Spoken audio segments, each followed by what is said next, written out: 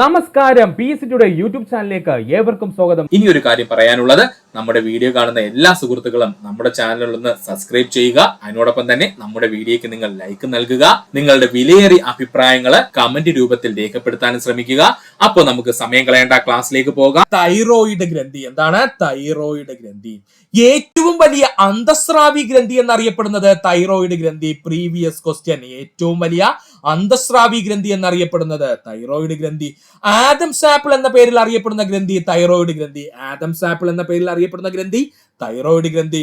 ചിത്രശലഭത്തിന്റെ ആകൃതിയിൽ കാണപ്പെടുന്ന ഗ്രന്ഥി തൈറോയിഡ് ഗ്രന്ഥി. കണ്ടോ, ചിത്രശലഭത്തിന്റെ ആകൃതിയിലല്ലേ സുഹൃത്തുക്കളെ ഇരിക്കുന്നത്? അപ്പോ ചിത്രശലഭത്തിന്റെ ആകൃതിയിൽ കാണപ്പെടുന്ന ഗ്രന്ഥി എന്ന് ചോദിച്ചാൽ അത് തൈറോയിഡ് ഗ്രന്ഥിയാണ്. ശ്വസനനാളത്തിന്റെ ഇരുവശത്തുമായി കാണപ്പെടുന്ന ഗ്രന്ഥി എന്ന് ചോദിച്ചാൽ തൈറോയിഡ് ഗ്രന്ഥി. കണ്ടോ, ഇതാണ് നമ്മുടെ ശ്വസനനാളം എന്ന് പറയുന്നത്. ഈ ശ്വസനനാളത്തിന്റെ ഇരുവശത്തുമായി കാണപ്പെടുന്ന ഗ്രന്ഥി എന്ന് ചോദിച്ചു കഴിഞ്ഞാൽ അത് തൈറോയിഡ് ഗ്രന്ഥിയാണ്. തൈറോയിഡ് ഗ്രന്ഥിയുടെ മുൻപിൻതളങ്ങളെ തമ്മിൽ ബന്ധിപ്പിക്കുന്നത് ഇസ്തുമസ് ആണ്. തൈറോയിഡ് ഗ്രന്ഥിയുടെ മുൻപിൻതളങ്ങളെ തമ്മിൽ ബന്ധിപ്പിക്കുന്നത് ആരാണ്? ഇസ്തുമസ് ആണ്. തൈറോയിഡ് ഗ്രന്ഥിയുടെ മുൻപിൻതളങ്ങളെ തമ്മിൽ ബന്ധിപ്പിക്കുന്നത് ഇസ്തുമസ് ആണ്. തൈറോയിഡ് ഗ്രന്ഥി നിർമ്മിച്ചിരിക്കുന്നത് ഫോളിക്കിളുകളും സ്ട്രോമൽ കലകളും കൊണ്ടാണ്. തൈറോയിഡ് ഗ്രന്ഥി നിർമ്മിച്ചിരിക്കുന്നത് ഫോളിക്കിളുകളും അതുപോലെ സ്ട്രോമൽ കലകളും കൊണ്ടാണ്. തൈറോയിഡ് ഗ്രന്ഥി ഉൽപ്പാദിപ്പിക്കുന്ന ഹോർമോണുകളാണ് തൈറോക്സിനും അതുപോലെ കാൽസിട്ടോണിനും. ഒന്നുകൂടി പറയാം സുഹൃത്തുക്കളെ, തൈറോയിഡ് ഗ്രന്ഥിയെ പറ്റിയാണ് നമ്മൾ പറഞ്ഞത്. ഏറ്റവും വലിയ അന്തസ്രാവി ഗ്രന്ഥി എന്നറിയപ്പെടുന്നത് തൈറോയിഡ് ആണ്. ആദംസ് ആപ്പിൾ എന്നറിയപ്പെടുന്ന ഗ്രന്ഥി തൈറോയിഡ് ഗ്രന്ഥി. ചിത്രശലഭത്തിന്റെ ആകൃതിയിൽ കാണപ്പെടുന്ന ഗ്രന്ഥി തൈറോയിഡ് ഗ്രന്ഥി. ശ്വസനനാളത്തിന്റെ ഇരുവശത്തുമായി കാണപ്പെടുന്ന ഗ്രന്ഥി തൈറോയിഡ് ഗ്രന്ഥി. തൈറോയിഡ് ഗ്രന്ഥിയുടെ മുൻപിൻതളങ്ങളെ തമ്മിൽ ബന്ധിപ്പിക്കുന്നത് ഇസ്തുമസ് എന്ന് പറയുന്ന ഭാഗമാണ്. തൈറോയിഡ് ഗ്രന്ഥി നിർമ്മിച്ചിരിക്കുന്നത് ഫോളിക്കിളുകളും അതുപോലെ സ്ട്രോമൽ കലകളും കൊണ്ടാണ്. ഫോളിക്കിളുകളും സ്ട്രോമൽ കലകളും കൊണ്ടാണ്. തൈറോയിഡ് ഗ്രന്ഥി ഉൽപ്പാദിപ്പിക്കുന്ന പ്രധാനപ്പെട്ട ഹോർമോണുകളാണ് തൈറോക്സിനും അതുപോലെ കാൽസിട്ടോണിനും. പഠിക്കുക. ഇനി നമുക്ക് നോക്കാനുള്ളത് തൈറോക്സിനെ പറ്റിയിട്ടാണ്. സുഹൃത്തുക്കൾ ശ്രദ്ധിക്കുക, ഏതാണ്? തൈറോക്സിൻ. തൈറോക്സിൻ ഉൽപ്പാദിപ്പിക്കുന്നത് ആരാണ്? നമ്മുടെ തൈറോയിഡ് ഗ്രന്ഥിയാണ് അല്ലെ. തൈറോയിഡ് ഗ്രന്ഥി ഉൽപ്പാദിപ്പിക്കുന്ന പ്രധാനപ്പെട്ട ഒരു ഹോർമോൺ ആണ് തൈറോക്സിൻ. തൈറോക്സിന്റെ ഉൽപാദനത്തിന് ആവശ്യമായ മൂലകം അയഡിൻ. തൈറോക്സിന്റെ ഉൽപാദനത്തിന് ആവശ്യമായ മൂലകം എന്ന് ചോദിച്ചാൽ അത് അയഡിൻ ആണ്. അയഡിന്റെ കുറവ് മൂലം ഉണ്ടാകുന്ന തൈറോയിഡ് ഗ്രന്ഥിയിലെ വീക്കം അറിയപ്പെടുന്ന പേരാണ് ഗോയിറ്റർ. അയഡിന്റെ കുറവ് മൂലം തൈറോയിഡ് ഗ്രന്ഥിയിൽ ഉണ്ടാകുന്ന വീക്കം അറിയപ്പെടുന്ന പേരാണ് ഗോയിറ്റർ. ബേസൽ മെറ്റബോളിക് റേറ്റ് നിയന്ത്രിക്കുന്ന ഹോർമോൺ എന്ന് ചോദിച്ചാൽ അത് തൈറോക്സിൻ ആണ്. മറക്കല്ലേ, ബേസൽ മെറ്റബോളിക് റേറ്റ് അല്ലെങ്കിൽ BMR നിയന്ത്രിക്കുന്ന ഹോർമോൺ ആരെന്ന് ചോദിച്ചാൽ അത് തൈറോക്സിൻ ആണ്. ഭ്രൂണാവസ്ഥയിലും ശൈശവാവസ്ഥയിലും മസ്തിഷ്ക വളർച്ചയും വികാസവും ത്വരിതപ്പെടുത്തുന്ന ഹോർമോൺ എന്ന് ചോദിച്ചാൽ തൈറോക്സിൻ. ഭ്രൂണാവസ്ഥയിലും ശൈശവാവസ്ഥയിലും മസ്തിഷ്ക വളർച്ചയും വികാസവും ത്വരിതപ്പെടുത്തുന്ന ഹോർമോൺ ചോദിച്ചാൽ അത് തൈറോക്സിൻ ആണ്. കുട്ടികളിലെ ശരീര വളർച്ച നിയന്ത്രിക്കുന്ന ഹോർമോൺ അത് തൈറോക്സിൻ ആണ്. കുട്ടികളിലെ ശരീര വളർച്ച നിയന്ത്രിക്കുന്ന ഹോർമോൺ തൈറോക്സിൻ ആണ്. ഉപാപചയ പ്രവർത്തനങ്ങളുടെ നിരക്ക് ഉയർത്തുന്ന ഹോർമോൺ തൈറോക്സിൻ ആണ്. ഉപാപചയ പ്രവർത്തനങ്ങളുടെ നിരക്ക് ഉയർത്തുന്ന ഹോർമോൺ ചോദിച്ചു കഴിഞ്ഞാൽ അത് തൈറോക്സിൻ ആണ്. ഒന്നുകൂടി പറയാം സുഹൃത്തുക്കളെ, ശ്രദ്ധിക്കുക, അത്രയും ഇമ്പോർട്ടന്റ് ആണ്. തൈറോക്സിന്റെ ഉൽപാദനത്തിന് ആവശ്യമായ മൂലകം അയഡിൻ ആണ്. Previous question. അയഡിന്റെ കുറവ് മൂലം ഉണ്ടാകുന്ന തൈറോയിഡ് ഗ്രന്ഥിയുടെ വീക്കം അറിയപ്പെടുന്ന പേരാണ് ഗോയിറ്റർ അല്ലെങ്കിൽ തൊണ്ടമുഴ. Previous question. Basal metabolic rate അല്ലെങ്കിൽ BMR നിയന്ത്രിക്കുന്ന ഹോർമോൺ തൈറോക്സിൻ ആണ്. Previous question.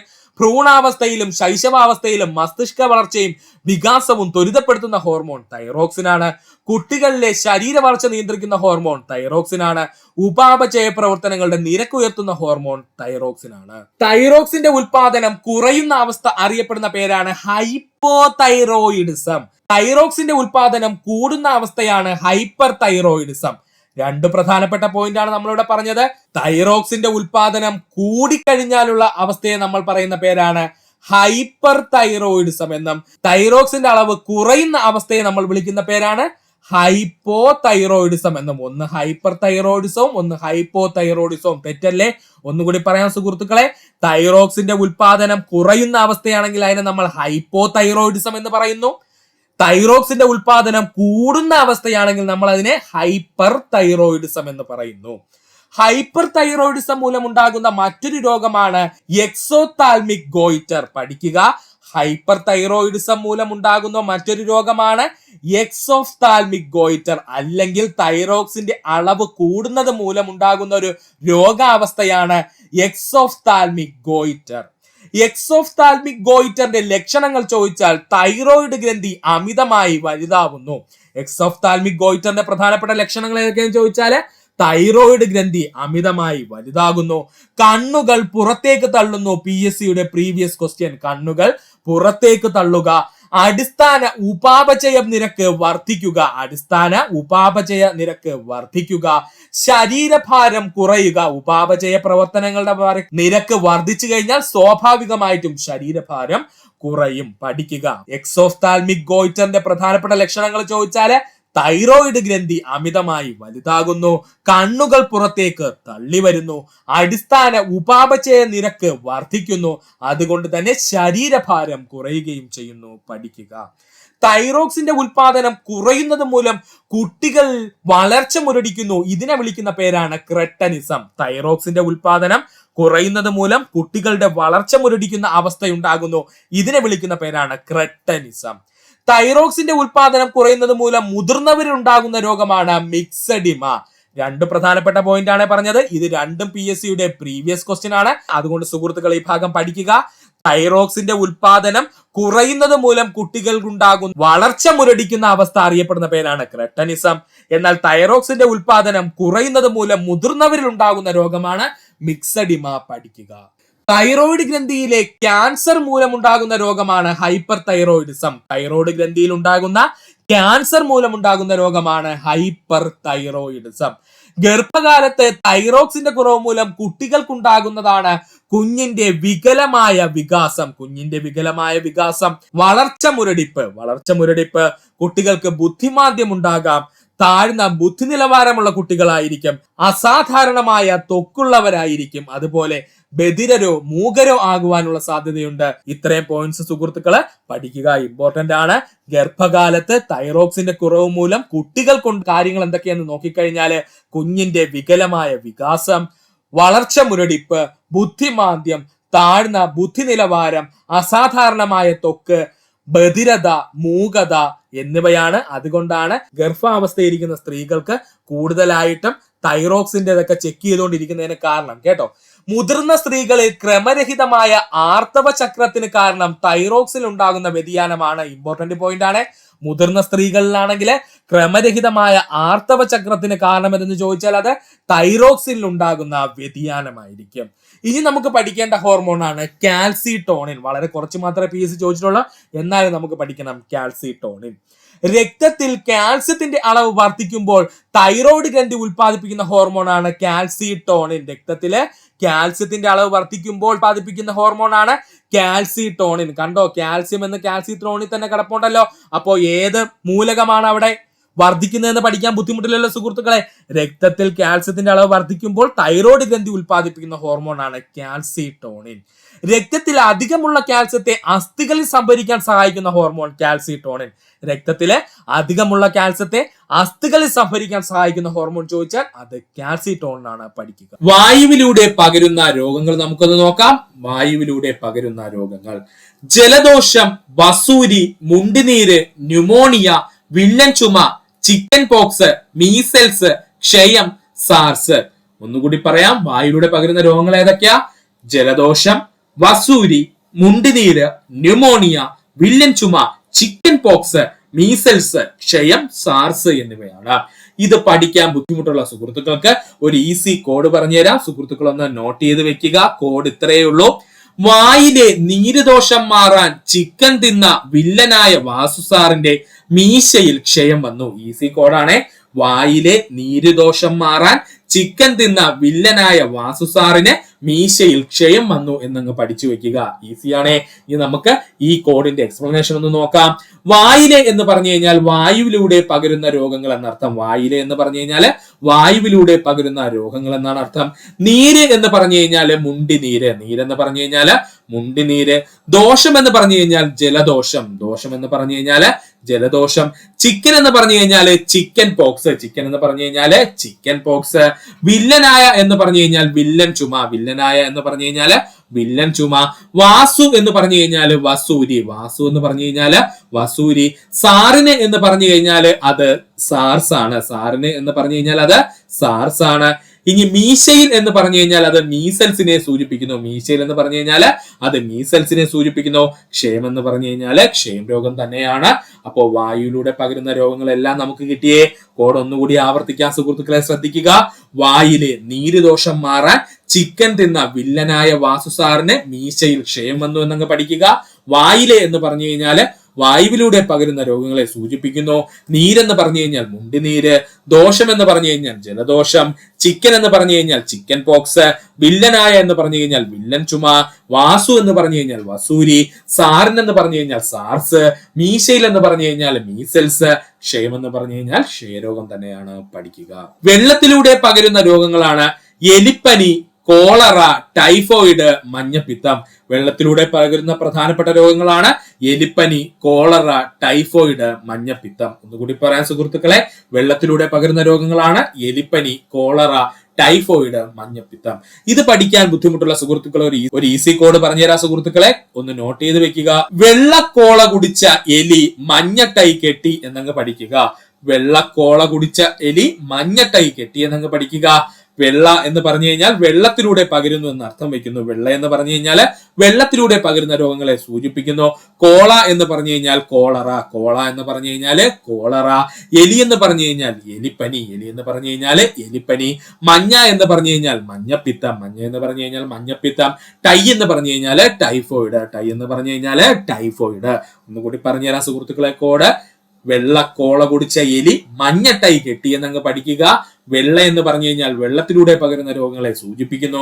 കോള എന്ന് പറഞ്ഞു കഴിഞ്ഞാൽ കോളറ, എലി എന്ന് പറഞ്ഞു കഴിഞ്ഞാൽ എലിപ്പനി, മഞ്ഞ എന്ന് പറഞ്ഞു കഴിഞ്ഞാൽ മഞ്ഞപ്പിത്തം, ടൈ എന്ന് പറഞ്ഞു കഴിഞ്ഞാൽ ടൈഫോയിഡ് ആണ് പഠിക്കുക. സമ്പർക്ക മുഖേന ഉണ്ടാകുന്ന രോഗങ്ങളാണ് ചെങ്കണ്ണും കുഷ്ഠവും. ഇത് രണ്ടും PSCയുടെ ഇഷ്ടമേഖലയാണ്, പഠിച്ചോളണേ. സമ്പർക്ക മുഖേന ഉണ്ടാകുന്ന രോഗങ്ങളാണ് ചെങ്കണ്ണും കുഷ്ഠവും. ശരീരദ്രവങ്ങളിലൂടെ പകരുന്ന രോഗം അല്ലെങ്കിൽ സുരക്ഷിതമല്ലാത്ത ലൈംഗിക ബന്ധത്തിലൂടെ ഉണ്ടാകുന്ന രോഗങ്ങളാണ് എയ്ഡ്സ്, എബോള, ഗൊണേറിയ, സിഫിലിസ്. പഠിച്ചോളണേ. ശരീരദ്രവങ്ങളിലൂടെ പകരുന്ന രോഗം അല്ലെങ്കിൽ സുരക്ഷിതമല്ലാത്ത ലൈംഗിക ബന്ധങ്ങളിലൂടെ ഉണ്ടാകുന്ന രോഗങ്ങളാണ് എയ്ഡ്സ്, എബോള, ഗൊണേറിയ, സിഫിലിസ് എന്നിവ. പഴകിയ ഭക്ഷണം കഴിക്കുന്നത് മൂലം ഉണ്ടാകുന്ന രോഗമാണ് ബോട്ടുലിസം. പ്രീവിയസ് ക്വസ്റ്റ്യൻ ആണ്, പഠിച്ചോളണേ. പഴകിയ ഭക്ഷണം കഴിക്കുന്നത് മൂലം ഉണ്ടാകുന്ന രോഗമാണ് ബോട്ടുലിസം എന്ന് പറയുന്നത്. ഈച്ച മുഖേന ഉണ്ടാകുന്ന രോഗമാണ് കോളറ, വയറിളക്കം. ഈച്ച മുഖേന ഉണ്ടാകുന്ന രോഗമാണ് കോളറ, വയറിളക്കം. കൊതുക് മുഖേന ഉണ്ടാകുന്ന രോഗമാണ് മന്ത്, മലമ്പനി, ഡെങ്കിപ്പനി, ചിക്കൻ ഗുനിയ. മന്ത്, മലമ്പനി, ഡെങ്കിപ്പനി, ചിക്കൻ ഗുനിയ. കൊതുക് മുഖേന ഉണ്ടാകുന്ന രോഗങ്ങൾ ഏതാണ്? മന്ത്, മലമ്പനി, ഡെങ്കിപ്പനി, ചിക്കൻ ഗുനിയ. ഈ പറഞ്ഞിരിക്കുന്ന എല്ലാ രോഗങ്ങളും PSC പ്രീവിയസ് ആയി ചോദിച്ചതാണ്. ഒന്നുകൂടി പറയാൻ സുഹൃത്തുക്കളെ ശ്രദ്ധിക്കുക. സമ്പർക്ക മുഖേന ഉണ്ടാകുന്ന രോഗങ്ങൾ എന്ന് ചോദിച്ചാൽ അത് ചെങ്കണ്ണും കുഷ്ഠവും. ശരീരദ്രവങ്ങളിലൂടെ പകരുന്ന രോഗം എന്ന് അറിയപ്പെടുന്നത് അല്ലെങ്കിൽ സുരക്ഷിതമല്ലാത്ത ലൈംഗിക ബന്ധത്തിലൂടെ പകരുന്ന രോഗമെന്ന് അറിയപ്പെടുന്നത് എയ്ഡ്സ്, എബോള, ഗൊണേറിയ, സിഫിലിസ് എന്നിവയാണ്. പഴകിയ ഭക്ഷണത്തിൽ നിന്നുണ്ടാകുന്ന രോഗം ബോട്ടുലിസം. ഈച്ച മുഖേന ഉണ്ടാകുന്ന രോഗം കോളറ, വയറിളക്കം. കൊതു മുഖേന ഉണ്ടാകുന്ന രോഗം മന്ത്, മലമ്പനി, ഡെങ്കിപ്പനി, ചിക്കൻ ഗുനിയ എന്നിവയാണ് പഠിക്കുക. ക്ഷയരോഗം തടയുന്നതിന് നൽകുന്ന വാക്സിൻ ആണ് BCG വാക്സിൻ. ക്ഷയരോഗം തടയുന്നതിന് നൽകുന്ന വാക്സിൻ ഏതാണ്? BCG വാക്സിൻ ആണ്. BCG ഫുൾ ഫോം എന്താണെന്ന് ചോദിച്ചാല് ബാസിലസ് കാൾമേറ്റ് ആൻഡ് ഗൊറിൻ ആണ് കേട്ടോ. കാൾമേറ്റ് ആൻഡ് ഗൊറിൻ എന്നാണ്, മറക്കല്ലേ. ബാസിലസ് കാൾമേറ്റ് ആൻഡ് ഗൊറിൻ എന്നാണ് BCG വാക്സിന്റെ ഫുൾ ഫോം എന്ന് പറയുന്നത്. പോളിയോ രോഗത്തിനെതിരായി ഉപയോഗിക്കുന്ന വാക്സിനുകൾ രണ്ടെണ്ണം ഉണ്ട്. ഒന്ന് സാബിൻ വാക്സിനും മറ്റൊന്ന് സാൽക്ക് വാക്സിനും. മറക്കല്ലേ, പോളിയോ രോഗത്തിനെതിരായിട്ട് ഉപയോഗിക്കുന്ന വാക്സിനുകളാണ് സാബിൻ വാക്സിനും അതുപോലെ സാൽക്ക് അല്ലെങ്കിൽ സാൽക്ക് വാക്സിൻ എന്ന് പറയും. ഇതിൽ വായിലൂടെ നൽകുന്ന അല്ലെങ്കിൽ ഓറലായിട്ട് നൽകുന്ന പോളിയോ വാക്സിൻ ആണ് സാബിൻ എന്നറിയപ്പെടുന്നത്. വായിലൂടെ അല്ലെങ്കിൽ ഓറലായി നൽകുന്ന പോളിയോ വാക്സിൻ അറിയപ്പെടുന്ന പേരാണ് സാബിൻ എന്ന് പറയുന്നത്. ഇത് കണ്ടുപിടിച്ചത് ആൽബർട്ട് സാബിൻ എന്ന് പറയുന്നത് ശാസ്ത്രജ്ഞനായിരുന്നു. അതുകൊണ്ട് അദ്ദേഹത്തിന്റെ പേരങ്ങ് നൽകിയെന്നേ ഉള്ളൂ.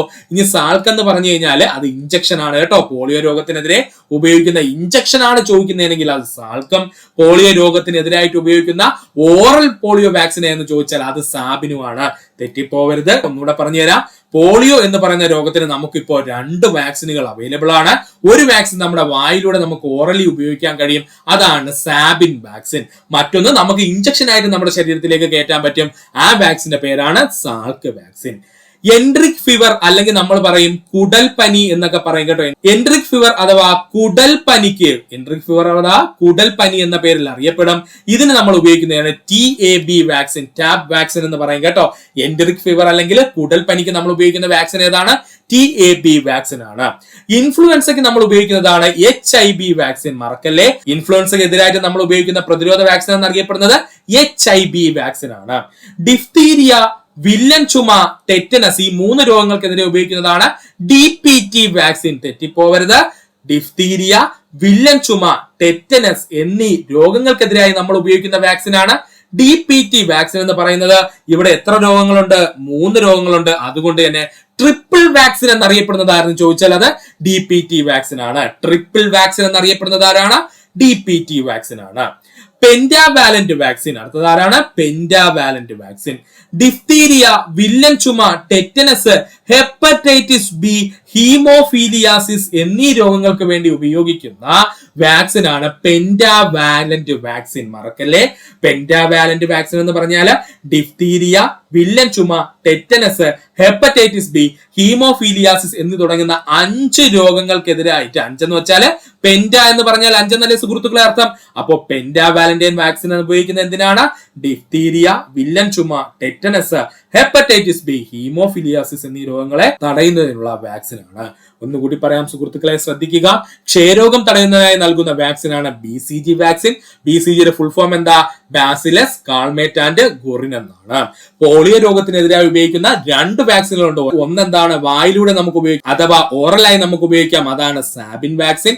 മറ്റൊന്ന് ഇഞ്ചക്ഷനായി നമ്മുടെ ശരീരത്തിലേക്ക് കയറ്റാൻ പറ്റും, അതാണ് സാൽക്ക് വാക്സിൻ.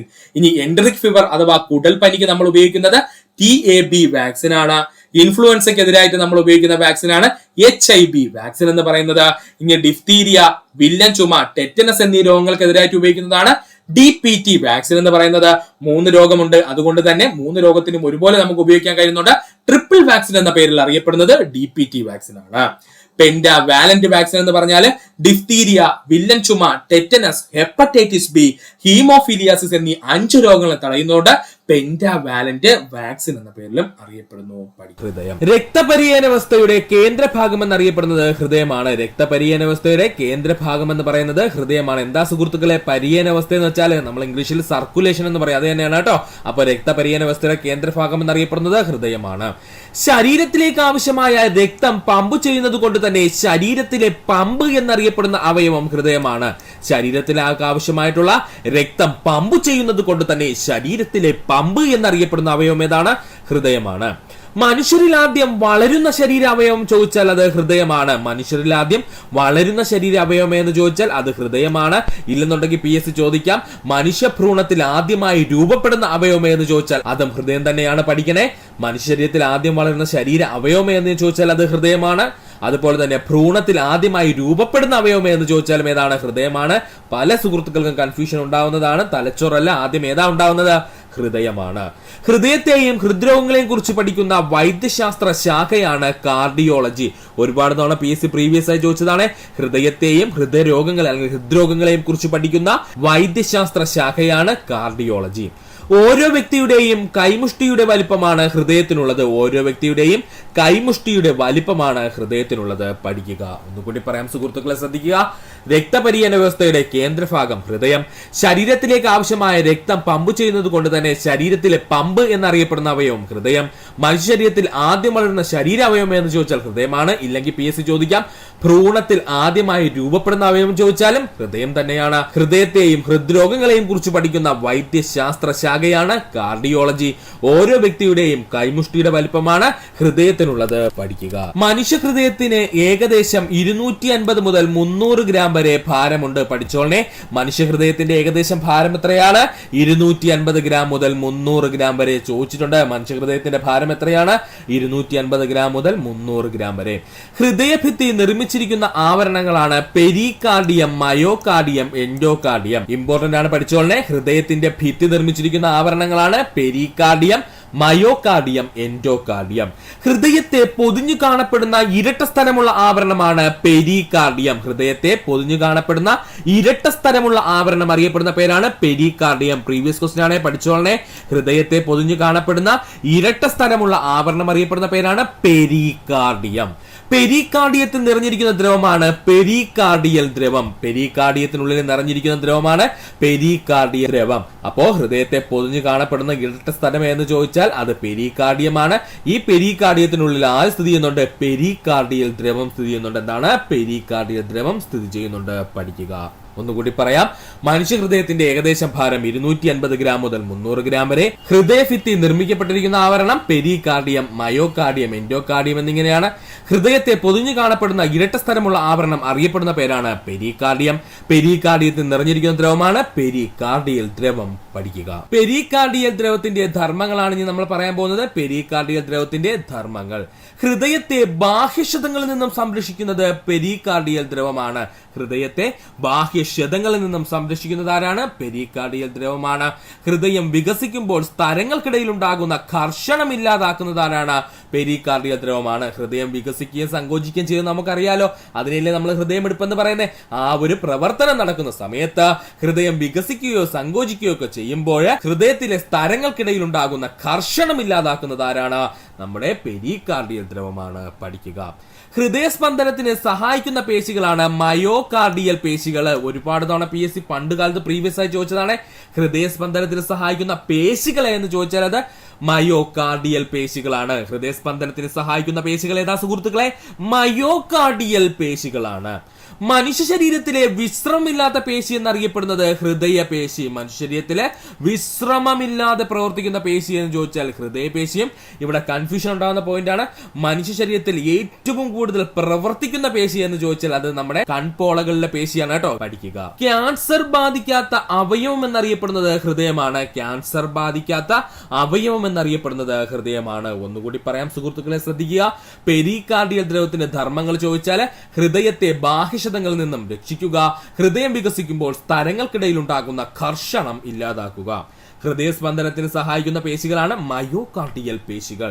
മനുഷ്യ ശരീരത്തിൽ വിശ്രമമില്ലാത്ത പേശി എന്നറിയപ്പെടുന്നത് ഹൃദയപേശിയാണ്. ക്യാൻസർ ബാധിക്കാത്ത അവയവം എന്നറിയപ്പെടുന്നത് ഹൃദയമാണ്. പഠിക്കുക. ഇനി നമുക്ക് നോക്കാനുള്ളത് മനുഷ്യ ഹൃദയത്തിന്റെ ഘടനയാണ് കേട്ടോ. എന്താണ് മനുഷ്യ ഹൃദയത്തിന്റെ ഘടന? കണ്ടോ സുഹൃത്തുക്കളെ, ഇതാണ് നമ്മുടെ മനുഷ്യ ഹൃദയം എന്ന് പറയുന്നത്. ഈ മനുഷ്യ ഹൃദയത്തിന്റെ ഘടനകൾ എന്തൊക്കെയാണെന്ന് നമുക്ക് പഠിക്കാം. മനുഷ്യ ഹൃദയത്തിന്റെ അറകളുടെ എണ്ണം 4 ആണ്. മനുഷ്യ ഹൃദയത്തിന്റെ അറകളുടെ എണ്ണം എത്രയാ സുഹൃത്തുക്കളെ? 4 ആണ്. മനുഷ്യഹൃദയത്തിന്റെ അറകളുടെ എണ്ണം 4 ആണ്. മനുഷ്യഹൃദയത്തിന്റെ അറകൾ ഇടത് ഏട്രിയം, വലത് ഏട്രിയം, ഇടത് വെൻട്രിക്കിൾ, വലത് വെൻട്രിക്കിൾ. കഴിഞ്ഞേ മനുഷ്യഹൃദയത്തിന്റെ അറകൾ ഏതൊക്കെയാണെന്ന് ചോദിച്ചു കഴിഞ്ഞാൽ ഇടത് ഏട്രിയം, വലത് ഏട്രിയം, ഇടത് വെൻട്രിക്കിൾ, അതുപോലെ തന്നെ വലത് വെൻട്രിക്കിൾ കേട്ടോ. ഏതൊക്കെയാണ് മനുഷ്യഹൃദയത്തിന്റെ അറകൾ ചോദിച്ചു കഴിഞ്ഞാൽ ഇടത് ഏട്രിയം, വലത് ഏട്രിയം, ഇടത് വെൻട്രിക്കിൾ, വലത് വെൻട്രിക്കിൾ. ഹൃദയത്തിന്റെ വലത് ഇടത് അറകളെ തമ്മിൽ വേർതിരിക്കുന്ന ഭാഗമാണ് സെപ്തം എന്ന് പറയുന്നത്. ഡിഗ്രി ലെവൽ ഒരിക്കൽ ചോദിച്ചിരുന്നു. ഹൃദയത്തിന്റെ വലത് ഇടത് എന്നിങ്ങനെ തമ്മിൽ വേർതിരിച്ചിരിക്കുന്ന ഭാഗം ഏതാണ്? അല്ലെങ്കിൽ ആ പേശി അറിയപ്പെടുന്ന പേരാട്ടോ സെപ്തം എന്ന് പറയുന്നത്. ഇതാണ് സെപ്തം എന്ന് പറയുന്നത്.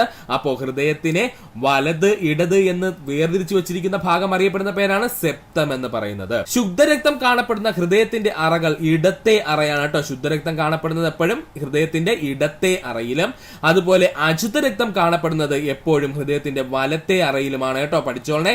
അപ്പോ അശുദ്ധ രക്തം കാണപ്പെടുന്നത് ഹൃദയത്തിന്റെ വലത്തെ അറയിലും, ശുദ്ധരക്തം കാണപ്പെടുന്നത് എവിടെയാണ്? ഹൃദയത്തിന്റെ ഇടത്തെ അറയിലുമാണ്. ശുദ്ധരക്തം കാണപ്പെടുന്നത് എവിടെയാണ്? ഹൃദയത്തിന്റെ ഇടത്തെ അറയിലും, അതുപോലെ അശുദ്ധ രക്തം കാണപ്പെടുന്നത് എവിടെയാണ്? ഹൃദയത്തിന്റെ വലത്തെ അറയിലുമാണ്. പഠിക്കുക. ഒന്നുകൂടി പറയാം സുഹൃത്തുക്കളെ. മനുഷ്യന്റെ ഹൃദയത്തിന്റെ ഘടനയാണ് നമ്മൾ പറഞ്ഞത്. മനുഷ്യ ഹൃദയത്തിന്റെ അറകളുടെ എണ്ണം എത്രയാണ്? 4 ആണ്. മനുഷ്യ ഹൃദയത്തിന്റെ അറകൾ ഏതൊക്കെയാണ്? ഇടത് ഏട്രിയം, വലത് ഏട്രിയം, ഇടത് വെൻട്രിക്കിൾ, വലത് വെൻട്രിക്കിൾ. ഹൃദയത്തിന്റെ വലത് ഇടത് അറകളെ തമ്മിൽ വേർതിരിച്ചിരിക്കുന്ന ഭാഗമാണ് സെപ്തം എന്നറിയപ്പെടുന്നത്. ശുദ്ധരക്തം കാണപ്പെടുന്ന ഹൃദയത്തിന്റെ അറകൾ ഇടത്തെ അറകൾ, അശുദ്ധ രക്തം കാണപ്പെടുന്ന ഹൃദയത്തിന്റെ അറ ഏതാണ്? വലത്തെ അറയാണ്. പഠിക്കുക. അടുത്തതായി നമ്മൾ നോക്കാൻ പോകുന്നതാണ് ഹൃദയത്തിന്റെ പ്രവർത്തനം. എന്താണ് ഹൃദയത്തിന്റെ പ്രവർത്തനം?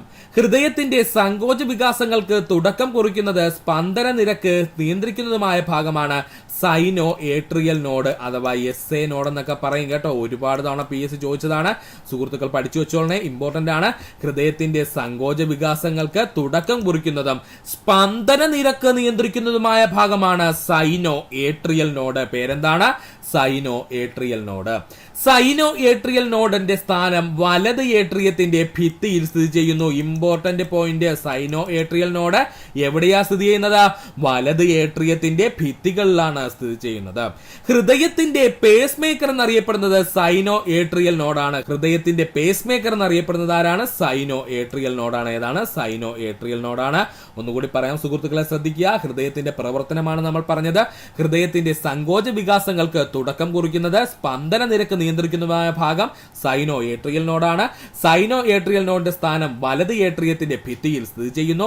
ഹൃദയത്തിന്റെ പേസ് മേക്കർ എന്നറിയപ്പെടുന്നത് സൈനോ ഏട്രിയൽ നോഡാണ്. പഠിക്കുക. അടുത്തതായി നമുക്ക് കുറച്ച് ടേംസ് പഠിക്കാനുണ്ട്. ഹൃദയവുമായി ബന്ധപ്പെട്ട് നമുക്ക് ഓരോന്നായിട്ട് പഠിക്കാം കേട്ടോ. ഹൃദയസ്പന്ദനം എന്താ സുഹൃത്തുക്കളെ? ഹൃദയസ്പന്ദനം എന്ന് പറഞ്ഞു കഴിഞ്ഞാൽ ഒരു സിസ്റ്റലിയും ഒരു ഡയസ്റ്റലിയും ചേർന്നതാണ് ഹൃദയസ്പന്ദനം എന്നറിയപ്പെടുന്നത്. ഒരു സിസ്റ്റലിയും ഒരു ഡയസ്റ്റലിയും ചേർന്നതാണ് ഹൃദയസ്പന്ദനം എന്നറിയപ്പെടുന്നത്. കൺഫ്യൂഷൻ ഒന്നും വേണ്ട, എന്താണ് സിസ്റ്റലി എന്നും എന്താണ് ഡയസ്റ്റലി എന്നും ഒക്കെ നമുക്ക് വിശദമായിട്ട് പറയാം. അപ്പോൾ ഹൃദയസ്പന്ദനം എന്ന് പറഞ്ഞ സിമ്പിൾ ആയിട്ട് എന്ന് പറയാം, ഒരു സിസ്റ്റലിയും ഒരു ഡയസ്റ്റലിയും ചേർന്നതാണ് ഹൃദയസ്പന്ദനം എന്ന് പറയുന്നത്. ഹൃദയസ്പന്ദനത്തിന് ആവശ്യമായ സമയം 0.8 സെക്കൻഡ്. PSC പ്രീവിയസ് ക്വസ്റ്റ്യൻ ആണ്. ഹൃദയസ്പന്ദനത്തിന് ആവശ്യമായ സമയം എത്രയാണ്? 0.8 സെക്കൻഡ് ആണ്. ഹൃദയം ഒരു മിനിറ്റിൽ ശരാശരി സ്പന്ദിക്കുന്നത് 72 തവണ. വീണ്ടും വന്നിരിക്കുന്നു പ്രീവിയസ് ക്വസ്റ്റ്യൻ. മനുഷ്യ ഹൃദയം ഒരു മിനിറ്റിൽ എത്ര തവണ ശരാശരി സ്പന്ദിക്കുന്ന സുഹൃത്തുക്കളെ? 72 തവണ. വൈദ്യുത സ്പന്ദനങ്ങൾക്കനുസരിച്ച് ഒരുപോലെ സ്പന്ദിക്കുന്നതിന് ഹൃദയത്തെ സഹായിക്കുന്നത് മയോകാർഡിയം. നമ്മൾ ഓൾറെഡി പറഞ്ഞിരുന്നു, വൈദ്യുത സ്പന്ദനങ്ങൾക്കനുസരിച്ച് ഒരേപോലെ സ്പന്ദിക്കുന്നതിന് ഹൃദയത്തെ സഹായിക്കുന്നത് മയോകാർഡിയമാണ്. ഏതാണ്? മയോകാർഡിയമാണ്. ഹൃദയസ്പന്ദനം എന്ന് പറഞ്ഞു കഴിഞ്ഞാൽ പ്രധാനമായിട്ടും ഒരു സിസ്റ്റലിയും ഒരു ഡയസ്റ്റലിയും ചേർന്നതാണ്. ഹൃദയസ്പന്ദനത്തിന് ആവശ്യമായ സമയം 0.8 സെക്കൻഡ് ആണ്. ഹൃദയം ഒരു മിനിറ്റിൽ ശരാശരി എത്ര സ്പന്ദിക്കുന്നു ചോദിച്ചാൽ മനുഷ്യഹൃദയമാണ് 72 തവണ. വൈദ്യുത സ്പന്ദനങ്ങൾക്കനുസരിച്ച് ഒരുപോലെ സ്പന്ദിക്കുന്നതിന് ഹൃദയത്തെ സഹായിക്കുന്നത് മയോകാർഡിയമാണ്. പഠിക്കുക. ഗർഭസ്ഥ ശിശുവിന് ആദ്യം ഉണ്ടാകുന്ന അവയവം ഹൃദയമാണ്. നമ്മൾ ഓൾറെഡി പറഞ്ഞിരുന്നു, ഗർഭസ്ഥ ശിശുവിന് അല്ലെങ്കിൽ ഒരു ഭ്രൂണത്തില് ആദ്യമായിട്ടുണ്ടാകുന്ന അവയവം എന്ന് ചോദിച്ചാൽ അത് ഹൃദയമായിരിക്കും. മനുഷ്യ ഭ്രൂണത്തിൽ ഹൃദയസ്പന്ദനം തുടങ്ങുന്നത് 22-ാം ദിവസം മുതലാണ്. ഇമ്പോർട്ടന്റ് ആണ്. മനുഷ്യ ഭ്രൂണത്തില് ഹൃദയസ്പന്ദനം ആരംഭിക്കുന്നത് എപ്പോൾ മുതലാണ്? ആ ഭ്രൂണം ഡെവലപ്പായി 22 ദിവസത്തിനുള്ളിൽ എന്ത് ചെയ്യുന്നു? നമ്മുടെ ഹൃദയം ഇടിച്ചു തുടങ്ങുന്നു. ഹൃദയസ്പന്ദനം കണ്ടെത്തുവാനുള്ള ഉപകരണമാണ് stethoscope. Important point, PSC previous question ആണ്. ഹൃദയസ്പന്ദനം കണ്ടെത്തുവാനുള്ള ഉപകരണം ഏതാണ്? സ്റ്റെതസ്കോപ്പ് ആണ്. ഏതാണ്? സ്റ്റെതസ്കോപ്പ് ആണ്. സ്റ്റെതസ്കോപ്പ് കണ്ടുപിടിച്ചത് റെനെ ലിനാക് ആണ്. ഇതും പ്രീവിയസ് ക്വസ്റ്റ്യൻ ആണ്. സ്റ്റെതസ്കോപ്പ് കണ്ടുപിടിച്ചതാരാണ്? റെനെ ലിനാക് ആണ്. സ്റ്റെതസ്കോപ്പ് കണ്ടുപിടിച്ചതാരാണ്? റെനെ ലിനാക് ആണ്. ഒന്നുകൂടി പറയാം, ഗർഭസ്ഥ ശിശുവിൽ ആദ്യം ഉണ്ടാകുന്ന അവയവം ഹൃദയം. മനുഷ്യഭ്രൂണത്തിന്റെ ഹൃദയസ്പന്ദനം തുടങ്ങുന്നത് 22 ദിവസം പ്രായമാകുമ്പോൾ. ആർക്കാ? ഭ്രൂണത്തിന് 22 ദിവസം പ്രായമാകുമ്പോൾ. ഹൃദയസ്പന്ദനം കണ്ടെത്തുവാനുള്ള ഉപകരണം സ്റ്റെതസ്കോപ്പ് ആണ്. സ്റ്റെതസ്കോപ്പ് കണ്ടുപിടിച്ചതാരാണ്? റെനെ ലിനാക് ആണ്. ആരാണ്? റെനെ ലിനാക് ആണ്. നേരത്തെ നമ്മൾ പറഞ്ഞിരുന്ന രണ്ട് പ്രധാനപ്പെട്ട വാക്കുകൾ നമ്മൾ ഇവിടെ ക്ലിയർ ചെയ്യാൻ പോവാണ്. ഒന്ന് സിസ്റ്റലി, മറ്റൊന്ന് ഡയസ്റ്റലി. നമുക്ക് നോക്കാം എന്താണ് സിസ്റ്റലി എന്നും ഡയസ്റ്റലി എന്നും. സിസ്റ്റലി, ഹൃദയ അറകളുടെ സങ്കോചമാണ് സിസ്റ്റലി എന്നറിയപ്പെടുന്നത്. ഹൃദയ അറകളുടെ സങ്കോചം അറിയപ്പെടുന്ന പേരാണ് സിസ്റ്റലി എന്ന്. സിസ്റ്റലി സമയത്ത് രക്തം ഏട്രിയങ്ങളിൽ നിന്നും വെൻട്രിക്കിളിലേക്ക് അവിടെ നിന്നും പുറത്തേക്കും പ്രവഹിക്കുന്നു. ഇമ്പോർട്ടന്റ് പോയിന്റ് ആണ്. സിസ്റ്റലി സമയത്ത് ഏട്രിയങ്ങളിൽ നിന്നും രക്തം എന്ത് ചെയ്യുന്നു? വെൻട്രിക്കിളിലേക്ക് പ്രവേശിക്കുന്നു, അവിടെ നിന്ന് പുറത്തേക്കും പോകുന്നു. അപ്പോൾ ഹൃദയ അറകളുടെ സങ്കോചം അറിയപ്പെടുന്ന പേരാണ് സിസ്റ്റലി എന്ന് പറയുന്നത്. സിസ്റ്റലി സമയത്ത് രക്തം ഏട്രിയങ്ങളിൽ നിന്നും വെൻട്രിക്കിളിലേക്കും അവിടെ നിന്ന് പുറത്തേക്കും എന്ത് ചെയ്യുന്നു? പ്രവഹിക്കുന്നു. അടുത്തതായി പറയുവാനുള്ളതാണ് ഡയസ്റ്റലി എന്നുള്ളത്. ഇത് രണ്ടും PSC പ്രീവിയസ് ആയി ചോദിച്ചതാണ്. എന്താ സുഹൃത്തുക്കളെ ഡയസ്റ്റലി എന്ന് പറഞ്ഞു കഴിഞ്ഞാൽ? ഹൃദയത്തിന്റെ അറകൾ വിശ്രമിക്കുന്നതിനെ അറിയപ്പെടുന്ന പേരാണ് ഡയസ്റ്റലി എന്ന് പറയുന്നത്. അല്ലെങ്കിൽ നമുക്ക് പറയാം ഹൃദയത്തിന്റെ അറകളുടെ വിശ്രമം അറിയപ്പെടുന്ന പേരാണ് ഡയസ്റ്റലി എന്ന്. അപ്പോ ഹൃദയത്തിന്റെ അറകളുടെ വിശ്രമം അറിയപ്പെടുന്ന പേരാണ് ഡയസ്റ്റലി എന്ന്. ഏട്രിയങ്ങൾക്കൊപ്പം വെൻട്രിക്കിളുകൾക്കും വിശ്രമാവസ്ഥയിൽ എത്തുന്നതിന് അറിയപ്പെടുന്ന പേരാണ് ഡയസ്റ്റലി. അങ്ങനെയും പറയാം, ഏട്രിയങ്ങൾക്കൊപ്പം വെൻട്രിക്കിളുകളും വിശ്രമാവസ്ഥയിൽ എത്തുന്നതിനെ അറിയപ്പെടുന്ന പേരാണ് ഡയസ്റ്റളി എന്ന് പറയുന്നത്. അപ്പോൾ എന്താ സിസ്റ്റളി? ഹൃദയ അറകളുടെ സങ്കോചമാണ് സിസ്റ്റളി എന്നറിയപ്പെടുന്നത്. സിസ്റ്റളി സമയത്ത് രക്തം ഏട്രിയങ്ങളിൽ നിന്നും വെൻട്രിക്കിളിലേക്കും അവിടെ നിന്ന് പുറത്തേക്കും പ്രവഹിക്കുന്നു. എന്താ ഡയസ്റ്റളി എന്ന് പറഞ്ഞാൽ ഹൃദയ അറകളുടെ വിശ്രമം അറിയപ്പെടുന്ന പേരാണ് ഡയസ്റ്റളി എന്ന. ഏട്രിയങ്ങളും വെൻട്രിക്കുകളും വിശ്രമാവസ്ഥയിൽ എത്തുമ്പോൾ അറിയപ്പെടുന്ന പേരാണ് ഡയസ്റ്റളി. അല്ലെങ്കിൽ ഇങ്ങനെ പഠിച്ചോളണം, ഡയസ്റ്റളി സമയത്ത് നമ്മുടെ ഏട്രിയങ്ങളും വെൻട്രിക്കുകളും വിശ്രമാവസ്ഥയിലായിരിക്കും പഠിക്കുക. അടുത്തതാണ് സിസ്റ്റോളിക് പ്രഷറും അതുപോലെ ഡയസ്റ്റാളിക് പ്രഷറും. സിസ്റ്റോളിക് പ്രഷറും ഡയസ്റ്റോളിക് പ്രഷറും നമുക്ക് നോക്കാം എന്താണെന്നുള്ളത്. ഹൃദയം സങ്കോചിക്കുമ്പോൾ പമ്പ് ചെയ്യപ്പെടുന്ന അധിക രക്തം ധമനികളിൽ ഏൽപ്പിക്കുന്ന മർദ്ദം അറിയപ്പെടുന്ന പേരാണ് സിസ്റ്റോളിക് പ്രഷർ എന്ന് പറയുന്നത്. പഠിച്ചോളനെ, ഹൃദയം സങ്കോചിക്കുമ്പോൾ പമ്പ് ചെയ്യപ്പെടുന്ന അധിക രക്തം ധമനികളിൽ ഏൽപ്പിക്കുന്ന മർദ്ദം അറിയപ്പെടുന്ന പേരാണ് സിസ്റ്റോളിക് പ്രഷർ. മനുഷ്യന്റെ സാധാരണ systolic pressure 120 mm of Hg ആണ് കേട്ടോ. പഠിച്ചോളനെ, മനുഷ്യന്റെ സാധാരണ സിസ്റ്റോളിക് പ്രഷർ എത്രയാണ്? 120 mm of Hg ആണ്. ഓരോ തവണയും ഹൃദയം സങ്കോചിക്കുമ്പോൾ ധമനികളിലേക്ക് പമ്പ് ചെയ്യപ്പെടുവാനുള്ള രക്തത്തിന്റെ അളവ് 70 ml വെച്ചാണ് കേട്ടോ. ഓരോ തവണയും ഹൃദയം സങ്കോചിക്കുമ്പോൾ ധമനികളിലേക്ക് പമ്പ് ചെയ്യപ്പെടുവാനുള്ള രക്തത്തിന്റെ അളവ് എത്രയാണ്? 70 ml. Diastolic pressure. ഹൃദയം പൂർണ്ണമായും വികസിക്കുമ്പോൾ രക്തം ഹൃദയത്തിലേക്ക് പ്രവേശിക്കുകയും കുറഞ്ഞ മർദ്ദം അനുഭവപ്പെടുകയും ചെയ്യുന്നു. ഇതിനെ ഡയസ്റ്റോളിക് പ്രഷർ എന്ന പേരിൽ അറിയപ്പെടുന്നു. ഇമ്പോർട്ടന്റ് ആണ്. എന്താ ഡയസ്റ്റോളിക് പ്രഷർ എന്ന് ചോദിച്ചാൽ ഹൃദയം പൂർണ്ണമായും വികസിക്കുമ്പോൾ രക്തം ഹൃദയത്തിലേക്ക് പ്രവേശിക്കുകയും കുറഞ്ഞ മർദ്ദം അനുഭവപ്പെടുകയും ചെയ്യും. എവിടെയാ കുറഞ്ഞ മർദ്ദം അനുഭവപ്പെടുന്നത്? നമ്മുടെ രക്തക്കുഴലുകളിൽ കുറഞ്ഞ മർദ്ദം അനുഭവപ്പെടുകയും ചെയ്യുന്നു. ഇതിനെ നമ്മൾ വിളിക്കുന്ന പേരാണ് ഡയസ്റ്റോളിക് പ്രഷർ എന്ന്. എന്താണ് ഡയസ്റ്റോളിക് പ്രഷർ എന്ന്? ഒന്നുകൂടി പറയാൻ സുഹൃത്തുക്കളെ, ശ്രദ്ധിച്ചിരിക്കുക, കൺഫ്യൂഷൻ ഒന്നും വേണ്ട. എന്താണ് സിസ്റ്റോളിക് പ്രഷർ എന്ന് ചോദിച്ചാൽ ഹൃദയം സങ്കോചിക്കുമ്പോൾ പമ്പ് ചെയ്യുന്ന അധിക രക്തം ധമനികളിൽ ഏൽപ്പിക്കുന്ന മർദ്ദം അറിയപ്പെടുന്ന പേരാണ് സിസ്റ്റോളിക് പ്രഷർ. മനുഷ്യന്റെ സാധാരണ സിസ്റ്റോളിക് പ്രഷർ എത്രയാണ്? 120 mm of Hg ആണ്. ഓരോ തവണയും ഹൃദയം സങ്കോചിക്കുമ്പോൾ ധമനികളിലേക്ക് പമ്പ് ചെയ്യപ്പെടുവാനുള്ള രക്തത്തിന്റെ അളവ് എത്രയാണ്? ഏകദേശം 70 ml ആണ്. പഠിക്കണം. ഡയസ്റ്റോളിക് പ്രഷർ എന്ന് പറഞ്ഞാൽ ഹൃദയം പൂർണ്ണമായും വികസിക്കുമ്പോൾ രക്തം ഹൃദയത്തിലേക്ക് പ്രവേശിക്കുകയും കുറഞ്ഞ മർദ്ദം അനുഭവപ്പെടുകയും ചെയ്യുന്നു. ഇതിനെ ഡയസ്റ്റോളിക് പ്രഷർ എന്ന പേരിൽ അറിയപ്പെടുന്നു. പഠിക്കുക. മനുഷ്യന്റെ സാധാരണ ഡയസ്റ്റോളിക് പ്രഷർ എത്രയെന്ന് ചോദിച്ചാൽ അത് 80 mm of Hg ആണ് കേട്ടോ. പഠിച്ചോളനെ, മനുഷ്യന്റെ സാധാരണ ഡയസ്റ്റോളിക് പ്രഷർ എത്രയാ സുഹൃത്തുക്കളെ? 80 mm of Hg ആണ്. പഠിക്കുക.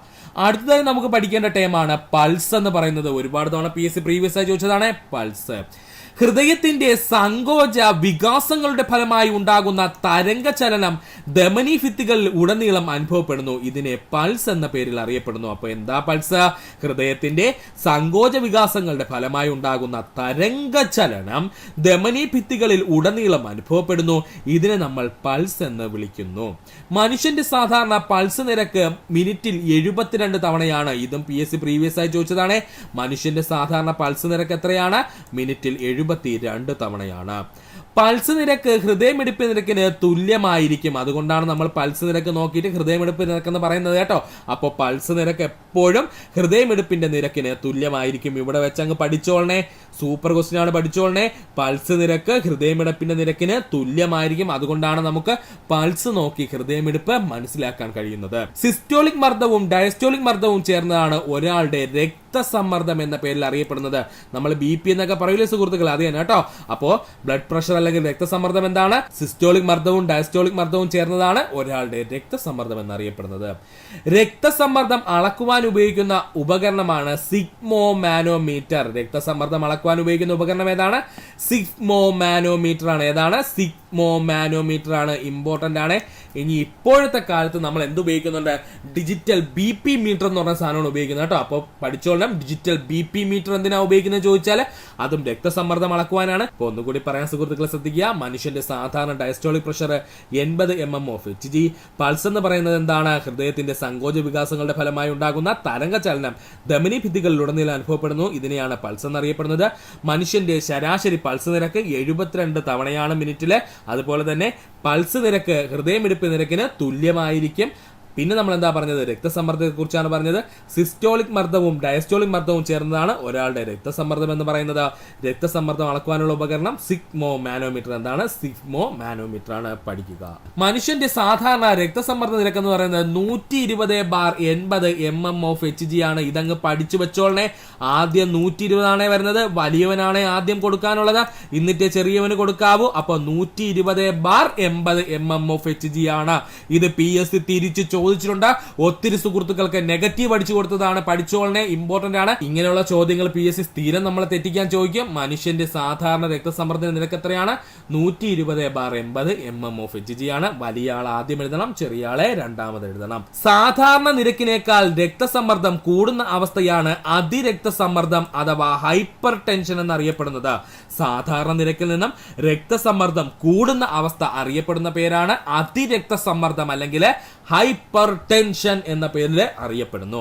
സാധാരണ നിരക്കിൽ നിന്നും രക്തസമ്മർദ്ദം കുറയുന്ന അവസ്ഥയാണെങ്കിൽ അതിനെ വിളിക്കുന്ന പേരാണ് ഹൈപ്പോ ടെൻഷൻ. ഇത് രണ്ടും PSC പ്രീവിയസ് ആണ്. സാധാരണ നിരക്കിൽ നിന്നും രക്തസമ്മർദ്ദം കൂടുകയാണെങ്കിൽ അതിനെ അതിരക്തസമ്മർദ്ദം അഥവാ ഹൈപ്പർ ടെൻഷൻ എന്ന് പറയുന്നു. സാധാരണ നിരക്കിൽ നിന്നും രക്തസമ്മർദ്ദം കുറയുന്ന അവസ്ഥയാണെങ്കിൽ അതിനെ നമുക്ക് ഹൈപ്പോ ടെൻഷൻ എന്നും പറയുന്നു. അതിരക്തസമ്മർദ്ദത്തിനുള്ള പ്രധാന കാരണങ്ങളാണ് ഉപ്പിന്റെയും കൊഴുപ്പിന്റെയും അമിതമായ ഉപയോഗം, പുകവലി, വ്യായാമക്കുറവ്. ഇത് മൂന്നും PSC പ്രീവിയസ് ആയി ചോദിച്ചിട്ടുള്ളതാണ്. പഠിച്ചോളനെ. ഉപ്പിന്റെയും കൊഴുപ്പിന്റെയും അമിതമായ ഉപയോഗവും പുകവലിയും വ്യായാമക്കുറവും അതിരക്തസമ്മർദ്ദത്തിനുള്ള പ്രധാന കാരണങ്ങളാണ്. ഹൈപ്പർ ടെൻഷനും ഹൈപ്പോ ടെൻഷനും പരിഹരിക്കപ്പെട്ടില്ലെങ്കിൽ സംഭവിക്കുന്നതാണ് പക്ഷാഘാതം അഥവാ സ്ട്രോക്കും ഹൃദയാഘാതവും. ഇത് രണ്ട് കേസിലും വരും കേട്ടോ. ഹൈപ്പർ ടെൻഷൻ ആയിക്കോട്ടെ ഹൈപ്പോ ടെൻഷൻ ആയിക്കോട്ടെ, ഇത് രണ്ടിനെയും കൃത്യമായിട്ട് കണ്ടെത്തി ചികിത്സിച്ചില്ല എന്നുണ്ടെങ്കിൽ അത് പക്ഷാഘാതം അഥവാ സ്ട്രോക്ക് ഉണ്ടാകുന്നതിനോ അല്ലെങ്കിൽ ഹൃദയാഘാതത്തിനോ കാരണമാകും. പഠിക്കുക. ഇൻസുലിൻ ഉൽപ്പാദിപ്പിക്കുന്ന ബീറ്റ കോശങ്ങൾ കാണപ്പെടുന്ന അന്തസ്രാവി ഗ്രന്ഥി ഏതാണ്? ഉത്തരം പാൻക്രിയാസ്. ഇൻസുലിൻ ഉൽപ്പാദിപ്പിക്കുന്ന ബീറ്റ കോശങ്ങൾ കാണപ്പെടുന്ന അന്തസ്രാവി ഗ്രന്ഥി എന്ന് ചോദിച്ചാൽ അത് പാൻക്രിയാസ് ആണ്. അല്ലെങ്കിൽ നമുക്ക് അവനെ പറയാം ആഗ്നേയ ഗ്രന്ഥിയാണ്. ആരാണ്? ആഗ്നേയ ഗ്രന്ഥി അല്ലെങ്കിൽ പാൻക്രിയാസ് ആണ്. അന്തസ്രാവി ഗ്രന്ഥിയായും ബഹിസ്രാവി ഗ്രന്ഥിയായും പ്രവർത്തിക്കുന്ന ഗ്രന്ഥി എന്ന് ചോദിച്ചാൽ അത് പാൻക്രിയാസ് ആണ് അല്ലെങ്കിൽ ആഗ്നേയ ഗ്രന്ഥിയാണ്. പഠിച്ചോളണേ. അന്തസ്രാവി ഗ്രന്ഥിയായും ബഹിസ്രാവി ഗ്രന്ഥിയായും പ്രവർത്തിക്കുന്ന ഗ്രന്ഥി എന്ന് ചോദിച്ചാൽ അത് പാൻക്രിയാസ് അഥവാ ആഗ്നേയ ഗ്രന്ഥിയാണ്. എൻസൈമുകളും ഹോർമോണുകളും ഒരുപോലെ ഉൽപ്പാദിപ്പിക്കുവാൻ കഴിവുള്ള ഗ്രന്ഥിയാണ് പാൻക്രിയാസ്. എൻസൈമുകളും ഹോർമോണുകളും ഒരുപോലെ ഉൽപ്പാദിപ്പിക്കുവാൻ കഴിവുള്ള ഗ്രന്ഥി എന്ന് ചോദിച്ചാൽ അത് പാൻക്രിയാസ് അഥവാ ആഗ്നേയ ഗ്രന്ഥിയാണ്. മധുരഗ്രന്ഥി അല്ലെങ്കിൽ സ്വീറ്റ് ബ്രെഡ് എന്ന പേരിലൊക്കെ അറിയപ്പെടുന്നത് ആരെന്ന് ചോദിച്ചു കഴിഞ്ഞാൽ അത് ആഗ്നേയ ഗ്രന്ഥിയാണ്. മധുരഗ്രന്ഥി അല്ലെങ്കിൽ സ്വീറ്റ് ബ്രെഡ് എന്ന പേരിലൊക്കെ അറിയപ്പെടുന്ന ഗ്രന്ഥി എന്ന് ചോദിച്ചാൽ അത് ആഗ്നേയ ഗ്രന്ഥിയാണ്. ആമാശയത്തിന് താഴെയായി കാണപ്പെടുന്ന ഗ്രന്ഥി പാൻക്രിയാസ് അല്ലെങ്കിൽ ആഗ്നേയ ഗ്രന്ഥി. ആമാശയത്തിൽ താഴെയായി കാണപ്പെടുന്ന ഗ്രന്ഥി ഏതാണ്?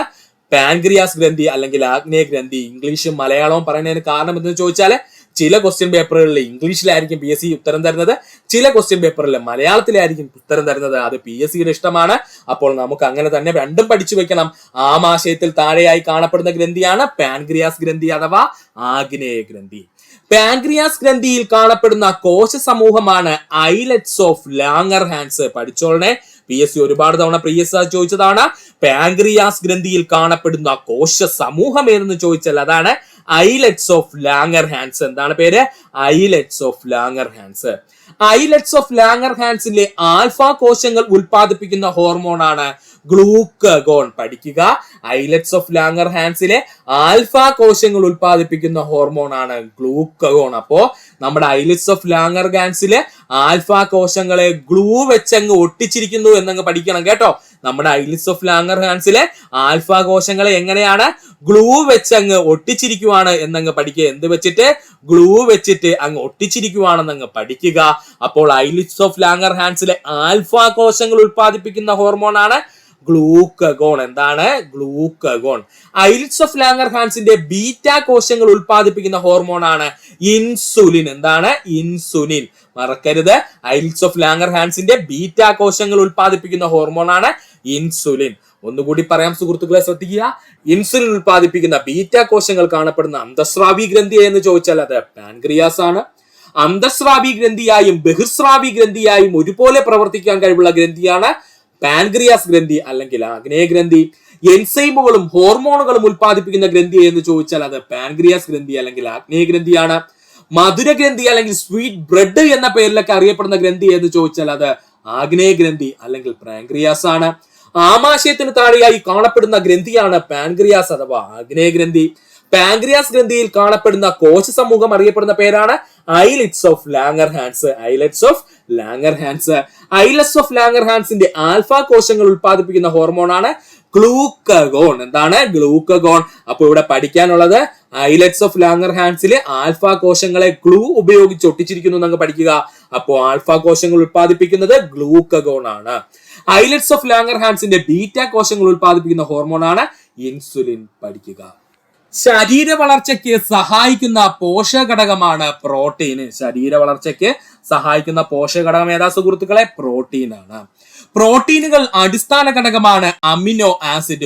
ഒരുപാട് തവണ PSC പ്രീവിയസ് ആയി ചോദിച്ച ചോദ്യം. പ്രോട്ടീനുകളുടെ അടിസ്ഥാന നിർമ്മാണ ഘടകമാണ് അമിനോ ആസിഡ്. പ്രോട്ടീൻ ഘടകമൂലകങ്ങൾ കാർബൺ, ഹൈഡ്രജൻ, ഓക്സിജൻ, നൈട്രജൻ എന്നിവയാണ് പ്രോട്ടീന്റെ ഘടകമൂലകങ്ങൾ. ചോദിച്ചു കഴിഞ്ഞാൽ കാർബൺ, ഹൈഡ്രജൻ, ഓക്സിജൻ, നൈട്രജൻ എന്നിവയാണ്. ഇതിൽ ഏതെങ്കിലും ഒരെണ്ണം PSC തെറ്റിച്ച് തന്നിരിക്കും. എന്നിട്ട് താഴെ പറയുന്നവയിൽ പ്രോട്ടീന്റെ ഘടകമൂലകമല്ലാത്തത് ഏത് എന്ന് പറഞ്ഞ് ഒരുപാട് ക്വസ്റ്റ്യൻസ് ഇപ്പോൾ കണ്ടുവരുന്നുണ്ട്. അതുകൊണ്ട് സുഹൃത്തുക്കൾ പഠിക്കുക. പ്രോട്ടീന്റെ ഘടകമൂലകങ്ങൾ ഏതൊക്കെയാണ്? കാർബൺ, ഹൈഡ്രജൻ, ഓക്സിജൻ, നൈട്രജൻ എന്നിവയാണ്. ശരീരകലകളുടെ നിർമ്മാണത്തിന് ആവശ്യമായ പോഷക ഘടകം എന്ന് ചോദിച്ചാൽ അത് പ്രോട്ടീൻ ആണ്. ശരീരകലകളുടെ നിർമ്മാണത്തിന് ആവശ്യമായ പോഷക ഘടകം ചോദിച്ചാൽ അത് പ്രോട്ടീൻ ആണ്. ബോഡി ബിൽഡേഴ്സ് എന്നറിയപ്പെടുന്നത് പ്രോട്ടീൻ ആണ്. ബോഡി ബിൽഡേഴ്സ് എന്നറിയപ്പെടുന്നത് ആരാണ്? പ്രോട്ടീൻ ആണ്. ഏറ്റവും കൂടുതൽ മാംസ്യം അടങ്ങിയിരിക്കുന്ന ആഹാര പദാർത്ഥം സോയാബീൻ ആണ്. പഠിച്ചോളനെ, ഇമ്പോർട്ടന്റ് ആണ്. ഏറ്റവും കൂടുതൽ മാംസ്യം അടങ്ങിയിരിക്കുന്ന ആഹാര പദാർത്ഥം ചോദിച്ചാൽ അത് സോയാബീൻ ആണ്. ഏറ്റവും കൂടുതൽ മാംസ്യം അടങ്ങിയിട്ടുള്ള സുഗന്ധ വ്യഞ്ജനമാണെങ്കിൽ അത് ഉലുവയാണ്. ഏറ്റവും കൂടുതൽ മാംസ്യം അടങ്ങിയിരിക്കുന്ന സുഗന്ധ വ്യഞ്ജനമാണ് ചോദിക്കുന്നതെങ്കിൽ അത് ഉലുവയാണ്. മാംസ്യ ഉൽപാദനം നടത്തുന്ന കോശത്തിലെ ഭാഗം റൈബോസോം ആണ്. മാംസ്യ ഉൽപാദനം നടത്തുന്ന കോശാംഗം ഏത് അല്ലെങ്കിൽ കോശത്തിന്റെ ഭാഗം ഏതെന്ന് ചോദിച്ചാൽ അത് റൈബോസോം ആണ്. മാംസത്തിന്റെ അഭാവം മൂലം ഉണ്ടാകുന്ന രണ്ട് പ്രധാനപ്പെട്ട രോഗങ്ങളാണ് മരാസ്മസും കോശോക്കറും. മാംസത്തിന്റെ അഭാവം മൂലം ഉണ്ടാകുന്ന രണ്ട് പ്രധാനപ്പെട്ട രോഗങ്ങളാണ് മരാസ്മസും കോശോക്കറും. പ്രോട്ടീൻ ലായനിയിൽ നൈട്രിക് ആസിഡ് ഒഴിച്ചു കഴിഞ്ഞാൽ അതിന്റെ നിറം മഞ്ഞ നിറമായി മാറുന്നു. ഇമ്പോർട്ടന്റ് ആണ്, പഠിച്ചോളെ. പ്രോട്ടീൻ ലായനിയിലെ നൈട്രിക് ആസിഡ് ഒഴിച്ചു കഴിഞ്ഞാൽ ആ ലായനിയുടെ നിറം എന്തായിട്ട് മാറുന്നു? മഞ്ഞ നിറമായിട്ട് മാറുന്നു. ഒന്നുകൂടി പറയാം സുഹൃത്തുക്കളെ, ശ്രദ്ധിക്കുക. പ്രോട്ടീനുകളുടെ അടിസ്ഥാന നിർമ്മാണ ഘടകം എന്നറിയപ്പെടുന്നത് അമിനോ ആസിഡ് ആണ്. പ്രോട്ടീന്റെ ഘടകമൂലകങ്ങൾ എന്നറിയപ്പെടുന്നത് കാർബൺ, ഹൈഡ്രജൻ, ഓക്സിജൻ, നൈട്രജൻ എന്നിവയാണ്. ശരീരകലകളുടെ നിർമ്മാണത്തിന് ആവശ്യമായ പോഷക ഘടകം എന്നറിയപ്പെടുന്നത് പ്രോട്ടീൻ ആണ്. ബോഡി ബിൽഡേഴ്സ് എന്നറിയപ്പെടുന്നത് പ്രോട്ടീൻ ആണ്. ഏറ്റവും കൂടുതൽ മാംസ്യം അടങ്ങിയിരിക്കുന്ന പദാർത്ഥം, ആഹാര പദാർത്ഥം സോയാബീൻ ആണ്. ഏറ്റവും കൂടുതൽ മാംസ്യം അടങ്ങിയിരിക്കുന്ന സുഗന്ധവ്യഞ്ജനം ചോദിച്ചാൽ ഉലുവയാണ്. മാംസ്യോൽപാദനം നടത്തുന്ന കോശത്തിലെ ഭാഗം അല്ലെങ്കിൽ കോശാംഗം ചോദിച്ചാൽ റൈബോസോമുകളാണ്. മാംസത്തിന്റെ അഭാവം കൊണ്ടുണ്ടാകുന്ന രോഗമാണ് മരാസ്മസും അതുപോലെ തന്നെ കോശിയോക്കറും. പ്രോട്ടീൻ ലായനിയിൽ നൈട്രിക് ആസിഡ് ഒഴിക്കുമ്പോൾ ആ ലായനിയുടെ നിറം മഞ്ഞ നിറമായി മാറുന്നു. പഠിക്കുക. Vitamin A. മനുഷ്യ ശരീരത്തിൽ പ്രകൃതിയാൽ കാണപ്പെടുന്ന ജീവകം എന്നറിയപ്പെടുന്നത് ജീവകം എ ആണ്. മനുഷ്യ ശരീരത്തില് പ്രകൃതിയാൽ തന്നെ കാണപ്പെടുന്ന വൈറ്റമിൻ എന്നറിയപ്പെടുന്നത് വൈറ്റമിൻ എ ആണ്. റെറ്റിനോൾ എന്ന പേരിൽ അറിയപ്പെടുന്ന ജീവകം എ ആണ്. റെറ്റിനോൾ എന്ന പേരിൽ അറിയപ്പെടുന്ന ജീവകം എ ആണ്. കണ്ണിന്റെ ആരോഗ്യത്തിന് ആവശ്യമായ ജീവകം എന്നറിയപ്പെടുന്നത് ജീവകം എ ആണ്. കണ്ണിന്റെ ആരോഗ്യത്തിന് ആവശ്യമായ ജീവകം എന്നറിയപ്പെടുന്നത് ജീവകം എ ആണ്. കരളിൽ സംഭരിക്കപ്പെടുന്ന ജീവകം എന്ന് ചോദിച്ചാൽ ജീവകം എ ആണ്. ഇതെല്ലാം പ്രീവിയസ് ക്വസ്റ്റ്യൻ ആണ്. കരളില് സംഭരിക്കപ്പെടുന്ന ജീവകം എന്നറിയപ്പെടുന്നത് ഏതാണ്? ജീവകം എ ആണ്. ജീവകം എയുടെ അപര്യാപ്തത മൂലം ഉണ്ടാകുന്ന രോഗങ്ങളാണ് നിശാന്തത, മാലക്കണ്ണ് അല്ലെങ്കിൽ നൈറ്റ് ബ്ലൈൻഡ്നസ്. ഇതെല്ലാം ഒറ്റ സാധനമാണ്. നിശാന്തത അല്ലെങ്കിൽ അവനെ നമുക്ക് മാലക്കണ്ണെന്ന് വിളിക്കാം, അല്ലെന്നുണ്ടെങ്കിൽ അവനെ നമുക്ക് എന്ന് വിളിക്കാം? നൈറ്റ് ബ്ലൈൻഡ്നസ് എന്ന് വിളിക്കാം. അതുപോലെ തന്നെ സീറോഫ്താൽമിയ എന്ന് പറയുന്ന രോഗം ഏതാണ്? സീറോഫ്താൽമിയ എന്ന് പറയുന്ന രോഗം. ഇതിൽ പഠിക്കേണ്ടത് ഒരു കാര്യം കൂടെ ഉണ്ട് സുഹൃത്തുക്കളെ. ഇതിൽ ജീവകം A1 കുറവ് മൂലം നിശാന്തതയും ജീവകം A2 കുറവ് മൂലം സീറോഫ്താൽമിയയും ഉണ്ടാകുന്നു. ഇപ്പൊ PSC അങ്ങനെ സെപ്പറേറ്റ് ചെയ്ത് തന്നെ ചോദിക്കുന്നുണ്ട്. അതുകൊണ്ട് നമുക്കത് പഠിക്കേണ്ടതുണ്ട്. ജീവകം A1 കുറവ് മൂലം ഉണ്ടാകുന്ന രോഗം നിശാന്തത, ജീവകം A2 കുറവ് മൂലം ഉണ്ടാകുന്ന രോഗമാണ് സീറോഫ്താൽമിയ. സീറോഫ്താൽമിയ എന്ന് പറഞ്ഞാൽ അറിയാലോ സുഹൃത്തുക്കളെ, കണ്ണിന്റെ ഈർപ്പം നഷ്ടമാകുന്ന അവസ്ഥയാണ് സീറോഫ്താൽമിയ എന്നറിയപ്പെടുന്നത്. ജീവകം എ ധാരാളമായി അടങ്ങിയിരിക്കുന്നത് ഭക്ഷ്യവസ്തുക്കളാണ്. ക്യാരറ്റ്, ചീര, പാലുൽപ്പന്നങ്ങൾ, കരൾ, പയറില, ചേമ്പില, മുരിങ്ങയില. പഠിച്ചോളനെ. ജീവകമേ ധാരാളമായി അടങ്ങിയിരിക്കുന്ന ഭക്ഷ്യവസ്തുക്കൾ ഏതൊക്കെയാ? ക്യാരറ്റ്, ചീര, പാലുൽപ്പന്നങ്ങൾ, കരൾ, പയറില, ചേമ്പില, മുരിങ്ങയില എന്നിവയാണ്.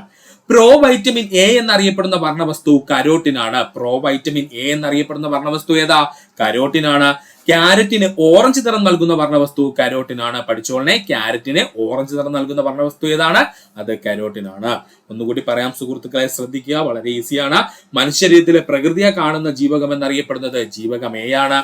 റെറ്റിനോൾ എന്ന പേരിൽ അറിയപ്പെടുന്ന ജീവകം എ ആണ്. കണ്ണിന്റെ ആരോഗ്യത്തിന് ആവശ്യമായ ജീവകം എന്നറിയപ്പെടുന്നത് ജീവകം എ ആണ്. കരളിൽ സംഭരിക്കപ്പെടുന്ന ജീവകം എന്നറിയപ്പെടുന്നത് ജീവകം എ ആണ്. ജീവകം എയുടെ അപര്യാപ്തത മൂലം ഉണ്ടാകുന്ന രോഗങ്ങളാണ് നിശാന്തതയും അതുപോലെ തന്നെയാണ് സീറോഫ്താൽമിയയും. ഇതിൽ ജീവകം A1ന്റെ കുറവ് മൂലം നിശാന്തത ഉണ്ടാകുന്നു. നിശാന്തത മറ്റു പേരുകൾ എന്താണ്? മാലക്കണ്ണ്, നൈറ്റ് ബ്ലൈൻഡ്നെസ്. ജീവകം A2യുടെ കുറവ് മൂലമാണ് സീറോഫ്താൽമിയ എന്നുള്ള രോഗം ഉണ്ടാകുന്നത്. സീറോഫ്താൽമിയ എന്ന് വെച്ചാൽ കണ്ണിന്റെ ഈർപ്പം രഹിതമാകുന്ന അവസ്ഥ അറിയപ്പെടുന്ന പേരാണ് സീറോഫ്താൽമിയ. ഇനി ജീവകമേ ധാരാളമായി അടങ്ങിയിരിക്കുന്ന ഭക്ഷ്യവസ്തുക്കൾ ഏതൊക്കെയാ? ക്യാരറ്റ്, ചീര, പാലുൽപ്പന്നങ്ങൾ, കരൾ, പയറില, ചേമ്പില, മുരിങ്ങയില എന്നിവയാണ്. പ്രോ വൈറ്റമിൻ എ എന്നറിയപ്പെടുന്ന വർണ്ണവസ്തു ഏതാണ്? കരോട്ടിനാണ്. ക്യാരറ്റിന് ഓറഞ്ച് നിറം നൽകുന്ന വർണ്ണവസ്തു എന്ന് ചോദിച്ചാൽ അതും കരോട്ടിനാണ്. പഠിക്കുക. അടുത്തതാണ് വൈറ്റമിൻ ബി. ചുവന്ന രക്താണുക്കളുടെ നിർമ്മാണം, ത്വക്കിന്റെ ആരോഗ്യം എന്നിവയ്ക്ക് ആവശ്യമായ ജീവകം ചോദിച്ചാൽ ജീവകം ബി ആണ്. ചുവന്ന രക്താണുക്കളുടെ നിർമ്മാണം, ത്വക്കിന്റെ ആരോഗ്യം എന്നിവയ്ക്ക് ആവശ്യമായ ജീവകം ചോദിച്ചാൽ അത് ജീവകം ബി ആണ്. ധാന്യങ്ങൾ, പ്രോട്ടീൻ എന്നിവ ശരീരത്തിൽ പ്രയോജനപ്പെടുത്തുവാൻ സഹായിക്കുന്ന വൈറ്റമിൻ ചോദിച്ചാൽ അതും വൈറ്റമിൻ ബി ആണ്. പഠിച്ചോളനെ. ധാന്യങ്ങൾ, പ്രോട്ടീൻ എന്നിവ ശരീരത്തിൽ പ്രയോജനപ്പെടുത്തുവാൻ സഹായിക്കുന്ന അല്ലെങ്കിൽ ഇവയുടെ മെറ്റബോളിസത്തിന് സഹായിക്കുന്ന വൈറ്റമിൻ എ എന്ന് ചോദിച്ചു കഴിഞ്ഞാൽ അത് വൈറ്റമിൻ ബി ആണ്. ജീവകം ബിയുടെ അഭാവം മൂലം ഉണ്ടാകുന്ന രോഗമാണ് വായ്പുണ്ണും അതുപോലെ തന്നെ ബെറിബെറിയും. പഠിച്ചോളനെ. ജീവകം ബിയുടെ അഭാവം മൂലം ഉണ്ടാകുന്ന രോഗമാണ് വായ്പുണ്ണും അതുപോലെ തന്നെ ബെറിബെറിയും. ഒന്നുകൂടി പറയാം സുഹൃത്തുക്കളെ, ശ്രദ്ധിക്കുക. വൈറ്റമിൻ ബിയെ പറ്റിയാണ് നമ്മൾ പറഞ്ഞുകൊണ്ടിരുന്നത്. ചുവന്ന രക്താണുക്കളുടെ നിർമ്മാണം, ത്വക്കിന്റെ ആരോഗ്യം എന്നിവയ്ക്ക് ആവശ്യമായ ജീവകം ബി ആണ്. ധാന്യങ്ങൾ, പ്രോട്ടീൻ എന്നിവ ശരീരത്തിൽ പ്രയോജനപ്പെടുത്തുവാൻ സഹായിക്കുന്ന വൈറ്റമിൻ ബി ആണ്. ജീവകം ബിയുടെ അഭാവം മൂലം ഉണ്ടാകുന്ന രോഗമാണ് വായ്പുണ്ണ് അല്ലെങ്കിൽ ബെറിബെറി. വായ്പുണ്ണും അതുപോലെ തന്നെ ബെറിബെറിയും. ജീവകം സി. അസ്കോർബിക് ആസിഡ് എന്ന പേരിൽ അറിയപ്പെടുന്ന ജീവകം സി ആണ്. അസ്കോർബിക് ആസിഡ് എന്ന പേരിൽ അറിയപ്പെടുന്ന ജീവകം ഏതാ? ജീവകം സി ആണ്. കൃത്രിമമായി നിർമ്മിച്ച ആദ്യത്തെ ജീവകം എന്നറിയപ്പെടുന്നത് ജീവകം സി ആണ്. കൃത്രിമമായി നിർമ്മിച്ച ആദ്യത്തെ ജീവകം എന്നറിയപ്പെടുന്നത് ജീവകം സി ആണ്. ഭക്ഷണം പാകം ചെയ്യുമ്പോൾ നഷ്ടമാകുന്ന ജീവകം സി ആണ്. ഭക്ഷണം പാകം ചെയ്യുമ്പോൾ നഷ്ടമാകുന്ന ജീവകം എന്നറിയപ്പെടുന്നത് ജീവകം സി ആണ്. യുവത്വം നിലനിർത്താൻ സഹായിക്കുന്ന ജീവകം എന്നറിയപ്പെടുന്നത് ജീവകം സി ആണ്. യുവത്വം നിലനിർത്താൻ സഹായിക്കുന്ന ജീവകം എന്നറിയപ്പെടുന്നത് ജീവകം സി ആണ്. മൂത്രത്തിലൂടെ നഷ്ടപ്പെടുന്ന ജീവകം സി ആണ്. മൂത്രത്തിലൂടെ നഷ്ടപ്പെടുന്ന ജീവകം ഏതാണ്? ജീവകം സി ആണ്. രോഗപ്രതിരോധ ശേഷിക്ക് ആവശ്യമായ ജീവകം എന്നറിയപ്പെടുന്നത് ജീവകം സി ആണ്. രോഗപ്രതിരോധ ശേഷിക്ക് ആവശ്യമായ ജീവകം എന്നറിയപ്പെടുന്നത് ജീവകം സി ആണ്. മുറിവുണങ്ങാൻ സഹായിക്കുന്ന ജീവകം എന്നറിയപ്പെടുന്നത് ജീവകം സി ആണ്. ഇത് ഈ പറഞ്ഞതെല്ലാം പ്രീവിയസ് ക്വസ്റ്റ്യൻ ആണ് സുഹൃത്തുക്കളെ. പഠിച്ചോളനെ. മുറിവുണങ്ങാൻ സഹായിക്കുന്ന ജീവകം എന്നറിയപ്പെടുന്നത് ജീവകം സി ആണ്. ഒന്നുകൂടി പറയാം സുഹൃത്തുക്കളെ, ശ്രദ്ധിക്കുക. അസ്കോർബിക് ആസിഡ് എന്ന പേരിൽ അറിയപ്പെടുന്ന ജീവകം സി ആണ്. കൃത്രിമമായി നിർമ്മിച്ച ആദ്യത്തെ ജീവകം എന്നറിയപ്പെടുന്നത് ജീവകം സി ആണ്. ഭക്ഷണം പാകം ചെയ്യുമ്പോൾ നഷ്ടമാകുന്ന ജീവകം എന്നറിയപ്പെടുന്നത് ജീവകം സി ആണ്. യുവത്വം നിലനിർത്താൻ സഹായിക്കുന്ന ജീവകം എന്നറിയപ്പെടുന്നത് ജീവകം സി ആണ്. മൂത്രത്തിലൂടെ നഷ്ടപ്പെടുന്ന ജീവകം എന്നറിയപ്പെടുന്നത് ജീവകം സി ആണ്. രോഗപ്രതിരോധ ശേഷിക്ക് ആവശ്യമായ ജീവകം എന്നറിയപ്പെടുന്നത് ജീവകം സി ആണ്. മുറിവുണങ്ങാൻ സഹായിക്കുന്ന ജീവകം എന്നറിയപ്പെടുന്നത് ജീവകം സി ആണ്. പഠിക്കുക. ത്വക്ക്, മോണ, രക്തകോശങ്ങൾ എന്നിവയുടെ ആരോഗ്യത്തിന് ആവശ്യമായ ജീവകം സി ആണ്. പഠിച്ചോളനെ. ത്വക്ക്, മോണ, രക്തകോശങ്ങൾ എന്നിവയുടെ ആരോഗ്യത്തിന് ആവശ്യമായ ജീവകം എന്നറിയപ്പെടുന്നത് ജീവകം സി ആണ്. ഫ്രഷ് ഫ്രൂട്ട് വൈറ്റമിൻ എന്നും ആന്റി ക്യാൻസർ വൈറ്റമിൻ എന്നും അറിയപ്പെടുന്നത് ജീവകം സി ആണ്. പഠിച്ചോളനെ. ഫ്രഷ് ഫ്രൂട്ട് വൈറ്റമിൻ എന്നും ആന്റി ക്യാൻസർ വൈറ്റമിൻ എന്നും അറിയപ്പെടുന്നത് എന്ന് ചോദിച്ചാൽ അത് വൈറ്റമിൻ സി ആണ്. ജീവകം സിയുടെ അപര്യാപ്തത രോഗമാണ് സ്കർവി എന്ന് പറയുന്നത്. ജീവകം സിയുടെ അപര്യാപ്തത രോഗം എന്താണ്? സ്കർവിയാണ്. നാവികരുടെ പ്ലേഗ് എന്നറിയപ്പെടുന്ന രോഗം സ്കർവി. നാവികരുടെ പ്ലേഗ് എന്നറിയപ്പെടുന്ന രോഗം ഏതാണ്? സ്കർവിയാണ്. പാൽ, മുട്ട എന്നിവയിൽ ഇല്ലാത്ത ജീവകം എന്നറിയപ്പെടുന്നത് സി ആണ്. മറക്കല്ലേ. പാൽ, മുട്ട എന്നിവയിൽ ഇല്ലാത്ത ജീവകം എന്നറിയപ്പെടുന്നത് ജീവകം സി ആണ്. ജീവകം സി ലഭിക്കുന്ന പ്രധാന ഭക്ഷണങ്ങളാണ് പുളിരുചിയുള്ള പഴങ്ങൾ, നെല്ലിക്ക, പപ്പായ, മുരിങ്ങയില. പുളിരുചിയുള്ള പഴങ്ങള്, നെല്ലിക്ക, പപ്പായ, മുരിങ്ങയില എന്നിവയാണ്. പഠിക്കുക. ഒന്നുകൂടി പറയാൻ സുഹൃത്തുക്കളെ, ശ്രദ്ധിക്കുക. ത്വക്ക്, മോണ, രക്തകോശങ്ങൾ എന്നിവയുടെ ആരോഗ്യത്തിന് ആവശ്യമായ ജീവകം ജീവകം സി ആണ്. ഫ്രഷ് ഫ്രൂട്ട് വൈറ്റമിൻ എന്നും ആന്റി ക്യാൻസർ വൈറ്റമിൻ എന്നും അറിയപ്പെടുന്നത് ജീവകം സി ആണ്. മോണ, രക്തകോശങ്ങൾ എന്നിവയുടെ ആരോഗ്യത്തിന് ആവശ്യമായ ജീവകം ജീവകം സി ആണ്. ഫ്രഷ് ഫ്രൂട്ട് വൈറ്റമിൻ എന്നും ആന്റി ക്യാൻസർ വൈറ്റമിൻ എന്നും അറിയപ്പെടുന്നത് ജീവകം സി ആണ്. ശരീരത്തിൽ ഇരുമ്പിന്റെ ആഗിരണം ഉത്തേജിപ്പിക്കുന്ന ജീവകം ജീവകം സി ആണ്. ജീവകം സിയുടെ അപര്യാപ്തത രോഗമാണ് സ്കർവി എന്നറിയപ്പെടുന്നത്. നാവികരുടെ പ്ലേഗ് എന്നറിയപ്പെടുന്ന രോഗം സ്കർവി. നാവികരുടെ പ്ലേഗ് എന്നറിയപ്പെടുന്ന രോഗം ഏതാ? സ്കർവിയാണ്. പാൽ, മുട്ട എന്നിവയിൽ ഇല്ലാത്ത ജീവകം എന്നറിയപ്പെടുന്നത് ജീവകം സി ആണ്. പാൽ, മുട്ട എന്നിവയിൽ ഇല്ലാത്ത ജീവകം എന്നറിയപ്പെടുന്നത് ജീവകം സി ആണ്. ജീവകം സി ലഭിക്കുന്ന പ്രധാന ഭക്ഷ്യവസ്തുക്കൾ ഏതാ? പുളിരുചിയുള്ള പഴങ്ങൾ, നെല്ലിക്ക, പപ്പായ, മുരിങ്ങയില. ഇതിൽ നെല്ലിക്ക പഠിച്ചു വെക്കുക, പ്രീവിയസ് ക്വസ്റ്റ്യൻ ആണ്. ജീവകം ഡി. കാൽസിഫെറോൾ എന്ന പേരിൽ അറിയപ്പെടുന്ന ജീവകം ജീവകം ഡി ആണ്. കാൽസിഫെറോൾ എന്ന പേരിൽ അറിയപ്പെടുന്ന ജീവകം ജീവകം ഡി ആണ്. സൺഷൈൻ വൈറ്റമിൻ എന്നറിയപ്പെടുന്നത് ജീവകം ഡി ആണ്. സൺഷൈൻ വൈറ്റമിൻ എന്നറിയപ്പെടുന്നത് ജീവകം ഡി ആണ്. പച്ചക്കറികളിൽ നിന്നും ലഭിക്കാത്ത ജീവകം എന്നറിയപ്പെടുന്നത് ജീവകം ഡി ആണ്. പച്ചക്കറികളിൽ നിന്നും ലഭിക്കാത്ത ജീവകം എന്നറിയപ്പെടുന്നത് ജീവകം ഡി ആണ്. എല്ലിന്റെയും പല്ലിന്റെയും ആരോഗ്യത്തിന് ആവശ്യമായ ജീവകം ജീവകം ഡി ആണ്. എല്ലിന്റെയും പല്ലിന്റെയും ആരോഗ്യത്തിന് ആവശ്യമായ ജീവകം എന്നറിയപ്പെടുന്നത് ജീവകം ഡി ആണ്. ശരീരത്തിൽ കാൽസ്യം, ഫോസ്ഫറസ് എന്നിവയുടെ ആഗിരണത്തെ ഉത്തേജിപ്പിക്കുന്ന ജീവകം ജീവകം ഡി ആണ് കേട്ടോ. ശരീരത്തിലെ കാൽസ്യം, ഫോസ്ഫറസ് എന്നിവയുടെ ആഗിരണത്തെ ഉത്തേജിപ്പിക്കുന്ന ജീവകം ജീവകം ഡി ആണ്. സ്റ്റിറോയിഡ് വൈറ്റമിൻ എന്നറിയപ്പെടുന്നത് ജീവകം ഡി ആണ്. സ്റ്റിറോയിഡ് വൈറ്റമിൻ എന്നറിയപ്പെടുന്നത് ജീവകം ഡി ആണ്.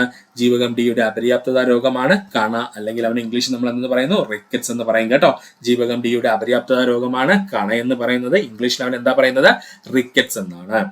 ഒന്നുകൂടി പറയാം സുഹൃത്തുക്കളെ, ശ്രദ്ധിക്കുക. കാൽസിഫെറോൾ എന്ന പേരിൽ അറിയപ്പെടുന്ന ജീവകം ജീവകം ഡി ആണ്. സൺഷൈൻ വൈറ്റമിൻ എന്ന് ചോദിച്ചാൽ അത് ഡി ആണ്. അല്ലെങ്കിൽ നമ്മൾ ഒരുപാട് കേട്ടിട്ടുണ്ടായിരിക്കും, നമ്മുടെ സൂര്യപ്രകാശത്തിന്റെ സാന്നിധ്യത്തിൽ നമ്മുടെ ത്വക്കിനടിയിൽ രൂപീകരിക്കപ്പെടുന്ന അല്ലെങ്കിൽ ഉത്പാദിപ്പിക്കപ്പെടുന്ന ജീവകം എന്നൊക്കെ അറിയപ്പെടുന്നത് ജീവകം ഡി ആണ്. അതുകൊണ്ടാണ് സൺഷൈൻ വൈറ്റമിൻ എന്ന പേരിൽ ആരറിയപ്പെടുന്നത്? ജീവകം ഡി അറിയപ്പെടുന്നത്. പച്ചക്കറികളിൽ നിന്ന് ലഭിക്കാത്ത ജീവകം എന്നറിയപ്പെടുന്നത് ജീവകം ഡി ആണ്. എല്ലിന്റെയും പല്ലിന്റെയും ആരോഗ്യത്തിന് ആവശ്യമായ ജീവകം എന്നറിയപ്പെടുന്നത് ജീവകം ഡി ആണ്. ശരീരത്തിൽ കാൽസ്യം, ഫോസ്ഫറസ് എന്നിവയുടെ ആഗിരണത്തെ ഉത്തേജിപ്പിക്കുന്ന ജീവകം ഏതാണ്? ജീവകം ഡി ആണ്. സ്റ്റിറോയിഡ് വൈറ്റമിൻ എന്നറിയപ്പെടുന്നത് ജീവകം ഡി ആണ്. ജീവകം ഡിയുടെ അപര്യാപ്തത രോഗമാണ് കണ, അല്ലെങ്കിൽ ഇംഗ്ലീഷിൽ നമ്മൾ എന്ത് പറയുന്നു? റിക്കറ്റ്സ് എന്ന് പറയുന്നു. അടുത്തതാണ് ജീവകം ഇ. ടോക്കോഫിറോൾ എന്ന പേരിൽ അറിയപ്പെടുന്ന ജീവകം എന്ന് ചോദിച്ചാൽ ജീവകം ഇ ആണ്. ടോക്കോഫിറോൾ എന്ന പേരിൽ അറിയപ്പെടുന്ന ജീവകം ഏതാണ്? ജീവകം ഇ ആണ്. ബ്യൂട്ടി വൈറ്റമിൻ എന്നറിയപ്പെടുന്നത് ജീവകം ഇ ആണ്. ബ്യൂട്ടി വൈറ്റമിൻ എന്നറിയപ്പെടുന്നത് ജീവകം ഇ ആണ്. ഹൃദയത്തിന്റെ സംരക്ഷകൻ എന്നറിയപ്പെടുന്ന ജീവകം ജീവകം ഇ ആണ്. പഠിച്ചോളനെ, ഹൃദയത്തിന്റെ സംരക്ഷകൻ എന്ന പേരിൽ അറിയപ്പെടുന്ന ജീവകം ഏതാണ്? ജീവകം ഇ ആണ്. മുട്ടയുടെ മഞ്ഞയിൽ അടങ്ങിയിരിക്കുന്ന ജീവകം ജീവകം ഇ ആണ്. മുട്ടയുടെ മഞ്ഞയിൽ അടങ്ങിയിരിക്കുന്ന ജീവകം ചോദിച്ചാൽ ജീവകം ഇ ആണ്. നാഡികളുടെയും ചുവന്ന രക്താണുക്കളുടെയും ആരോഗ്യത്തിന് ആവശ്യമായ ജീവകം ജീവകം ഇ ആണ്. നാഡികളുടെയും ചുവന്ന രക്താണുക്കളുടെയും ആരോഗ്യത്തിന് ആവശ്യമായ ജീവകം ഏതാണ്? ജീവകം ഇ ആണ്. ജീവകം ഇയുടെ അപര്യാപ്തത രോഗമാണ് വന്ധ്യത. പഠിച്ചോളനെ, ജീവകം ഇയുടെ അപര്യാപ്തത രോഗം എന്നറിയപ്പെടുന്നത് വന്ധ്യതയാണ്. അതുകൊണ്ട് തന്നെ ആന്റി സ്റ്റെറിലിറ്റി ഹോർമോൺ എന്നറിയപ്പെടുന്നത് ജീവകം ഇ ആണ്. അതുകൊണ്ട് തന്നെ ആന്റി സ്റ്റെറിലിറ്റി ഹോർമോൺ എന്നറിയപ്പെടുന്നത് ആരാണ്? ജീവകം ഇ ആണ്. പ്രധാനമായും ജീവകം ഇ ലഭിക്കുന്നത് സസ്യ എണ്ണകളിൽ നിന്നുമാണ് കേട്ടോ. പ്രധാനമായിട്ടും ജീവകം ഇ ലഭിക്കുന്നത് എവിടെ നിന്നാണ്? സസ്യ എണ്ണകളിൽ നിന്നുമാണ്. ഒന്നുകൂടി പറയാം സുഹൃത്തുക്കളെ, ശ്രദ്ധിക്കുക. ജീവകം ഇയെ പറ്റിയാണ് നമ്മൾ പറഞ്ഞുകൊണ്ടിരുന്നത്. ടോക്കോഫിറോൾ എന്ന പേരിൽ അറിയപ്പെടുന്ന ജീവകം എന്ന് ചോദിച്ചാൽ ജീവകം ഇ ആണ്. ബ്യൂട്ടി വൈറ്റമിൻ എന്ന് അറിയപ്പെടുന്നത് ജീവകം ഇ ആണ്. ഹൃദയത്തിന്റെ സംരക്ഷകൻ എന്ന പേരിൽ അറിയപ്പെടുന്ന ജീവകം ജീവകം ഇ ആണ്. മുട്ടയുടെ മഞ്ഞയിൽ അടങ്ങിയിരിക്കുന്ന ജീവകം ജീവകം ഇ ആണ്. നാഡികളുടെയും ചുവന്ന രക്താണുക്കളുടെയും ആരോഗ്യത്തിന് ആവശ്യമായ ജീവകം ജീവകം ഇ ആണ്. ജീവകം ഇയുടെ അപര്യാപ്തത രോഗം എന്നറിയപ്പെടുന്നത് വന്ധ്യതയാണ്. ആന്റി സ്റ്റെറിലിറ്റി ഹോർമോൺ എന്നറിയപ്പെടുന്നത് ജീവകം ഇ ആണ്. പ്രധാനമായും ജീവകം ഇ ലഭിക്കുന്നത് സസ്യ എണ്ണകളിൽ നിന്നുമാണ്. അടുത്തതാണ് ജീവകം കെ. ജീവകം കെയുടെ ശാസ്ത്രീയ നാമം ഫില്ലോക്വിനോൻ എന്നാണ്. പഠിച്ചോളനെ, ജീവകം കെയുടെ ശാസ്ത്രീയ നാമം എന്താണ്? ഫില്ലോക്വിനോൻ എന്നാണ്. രക്തം കട്ടപിടിക്കാൻ സഹായിക്കുന്ന ജീവകം ജീവകം കെ ആണ്. രക്തം കട്ടപിടിക്കാൻ സഹായിക്കുന്ന ജീവകം ജീവകം കെ ആണ്. തണുപ്പിക്കുമ്പോൾ നഷ്ടപ്പെടുന്ന ജീവകം എന്ന് ചോദിച്ചാൽ അത് ജീവകം കെ ആണ്. പഠിച്ചോളനെ, തണുപ്പിക്കുമ്പോൾ നഷ്ടപ്പെടുന്ന ജീവകം എന്നറിയപ്പെടുന്നത് ജീവകം കെ ആണ്. ജീവകം കെയുടെ അപര്യാപ്തത രോഗമാണ് ഹീമോഫീലിയ, അല്ലെങ്കിൽ രക്തം കട്ടപിടിക്കാൻ ഒരുപാട് സമയം എടുക്കും കേട്ടോ. ജീവകം കെയുടെ അപര്യാപ്തത രോഗം അറിയപ്പെടുന്ന പേരാണ് ഹീമോഫീലിയ. അല്ലെന്നുണ്ടെങ്കിൽ നമ്മൾ മറ്റൊരു പേരിൽ പറയുന്നുണ്ട്, എന്താണ്? റോയൽ ഡിസീസ് എന്നല്ലേ. റോയൽ ഡിസീസ് എന്നറിയപ്പെടുന്നത് ഹീമോഫീലിയ ആണ്. ഹീമോഫീലിയ ദിനം എന്ന് പറയുന്നത് ഏപ്രിൽ 17 ആണ്. ഹീമോഫീലിയ ദിനം എന്നറിയപ്പെടുന്നത് ഏപ്രിൽ 17 ആണ്. ജീവകം കെ അല്ലെങ്കിൽ നമ്മുടെ വൈറ്റമിൻ കെ ലഭിക്കുന്ന ഭക്ഷ്യവസ്തുക്കളാണ് ക്യാബേജ്, ചീര, കോളിഫ്ലവർ. ജീവകം കെ ലഭിക്കുന്ന ഭക്ഷ്യവസ്തുക്കൾ ഏതൊക്കെയാ? ക്യാബേജ്, ചീര, കോളിഫ്ലവർ എന്നിവയാണ്. ഒന്നുകൂടി പറയാം സുഹൃത്തുക്കളെ, ശ്രദ്ധിക്കുക. ജീവകം കെയുടെ ശാസ്ത്രീയ നാമം ഫില്ലോക്കിനോൺ. രക്തം കട്ടപിടിക്കാൻ സഹായിക്കുന്ന ജീവകം കെ ആണ്. തണുപ്പിക്കുമ്പോൾ നഷ്ടപ്പെടുന്ന ജീവകം എന്ന് ചോദിച്ചാൽ ജീവകം കെ ആണ്. ജീവകം കെയുടെ അപര്യാപ്തത രോഗമാണ് ഹീമോഫീലിയ. ഹീമോഫീലിയ അറിയപ്പെടുന്ന മറ്റൊരു പേരെന്താണ്? റോയൽ ഡിസീസ് എന്ന്. ഹീമോഫീലിയ ദിനമെന്ന് ആചരിക്കുന്നത് ഏപ്രിൽ 17 വൈറ്റമിൻ കെ ലഭ്യമാകുന്ന ഭക്ഷ്യവസ്തുക്കൾ ഏതൊക്കെയെന്ന് ചോദിച്ചാൽ ക്യാബേജ്, ചീര, കോളിഫ്ലവർ എന്നിവയാണ്. ഏതൊക്കെ രോഗം പഠിക്കാതെ പോയില്ലെങ്കിലും വൈറസ് രോഗം പഠിച്ചോളേ സുഹൃത്തുക്കളെ. PSC സ്ഥിരം ചോദിക്കുന്നതാണ്. എക്സാം എളുപ്പമാണെങ്കിൽ വളരെ എളുപ്പമുള്ള വൈറസ് രോഗങ്ങളായിരിക്കും ചോദിക്കുന്നത് PSC. അതുകൊണ്ട് മുഴുവൻ വൈറസ് രോഗങ്ങളും പഠിച്ചു വെക്കുക. താഴെ പറയുന്നവയിൽ വൈറസ് രോഗമേന്ന് ചോദിച്ചാൽ ഉത്തരം ജലദോഷമാണ്.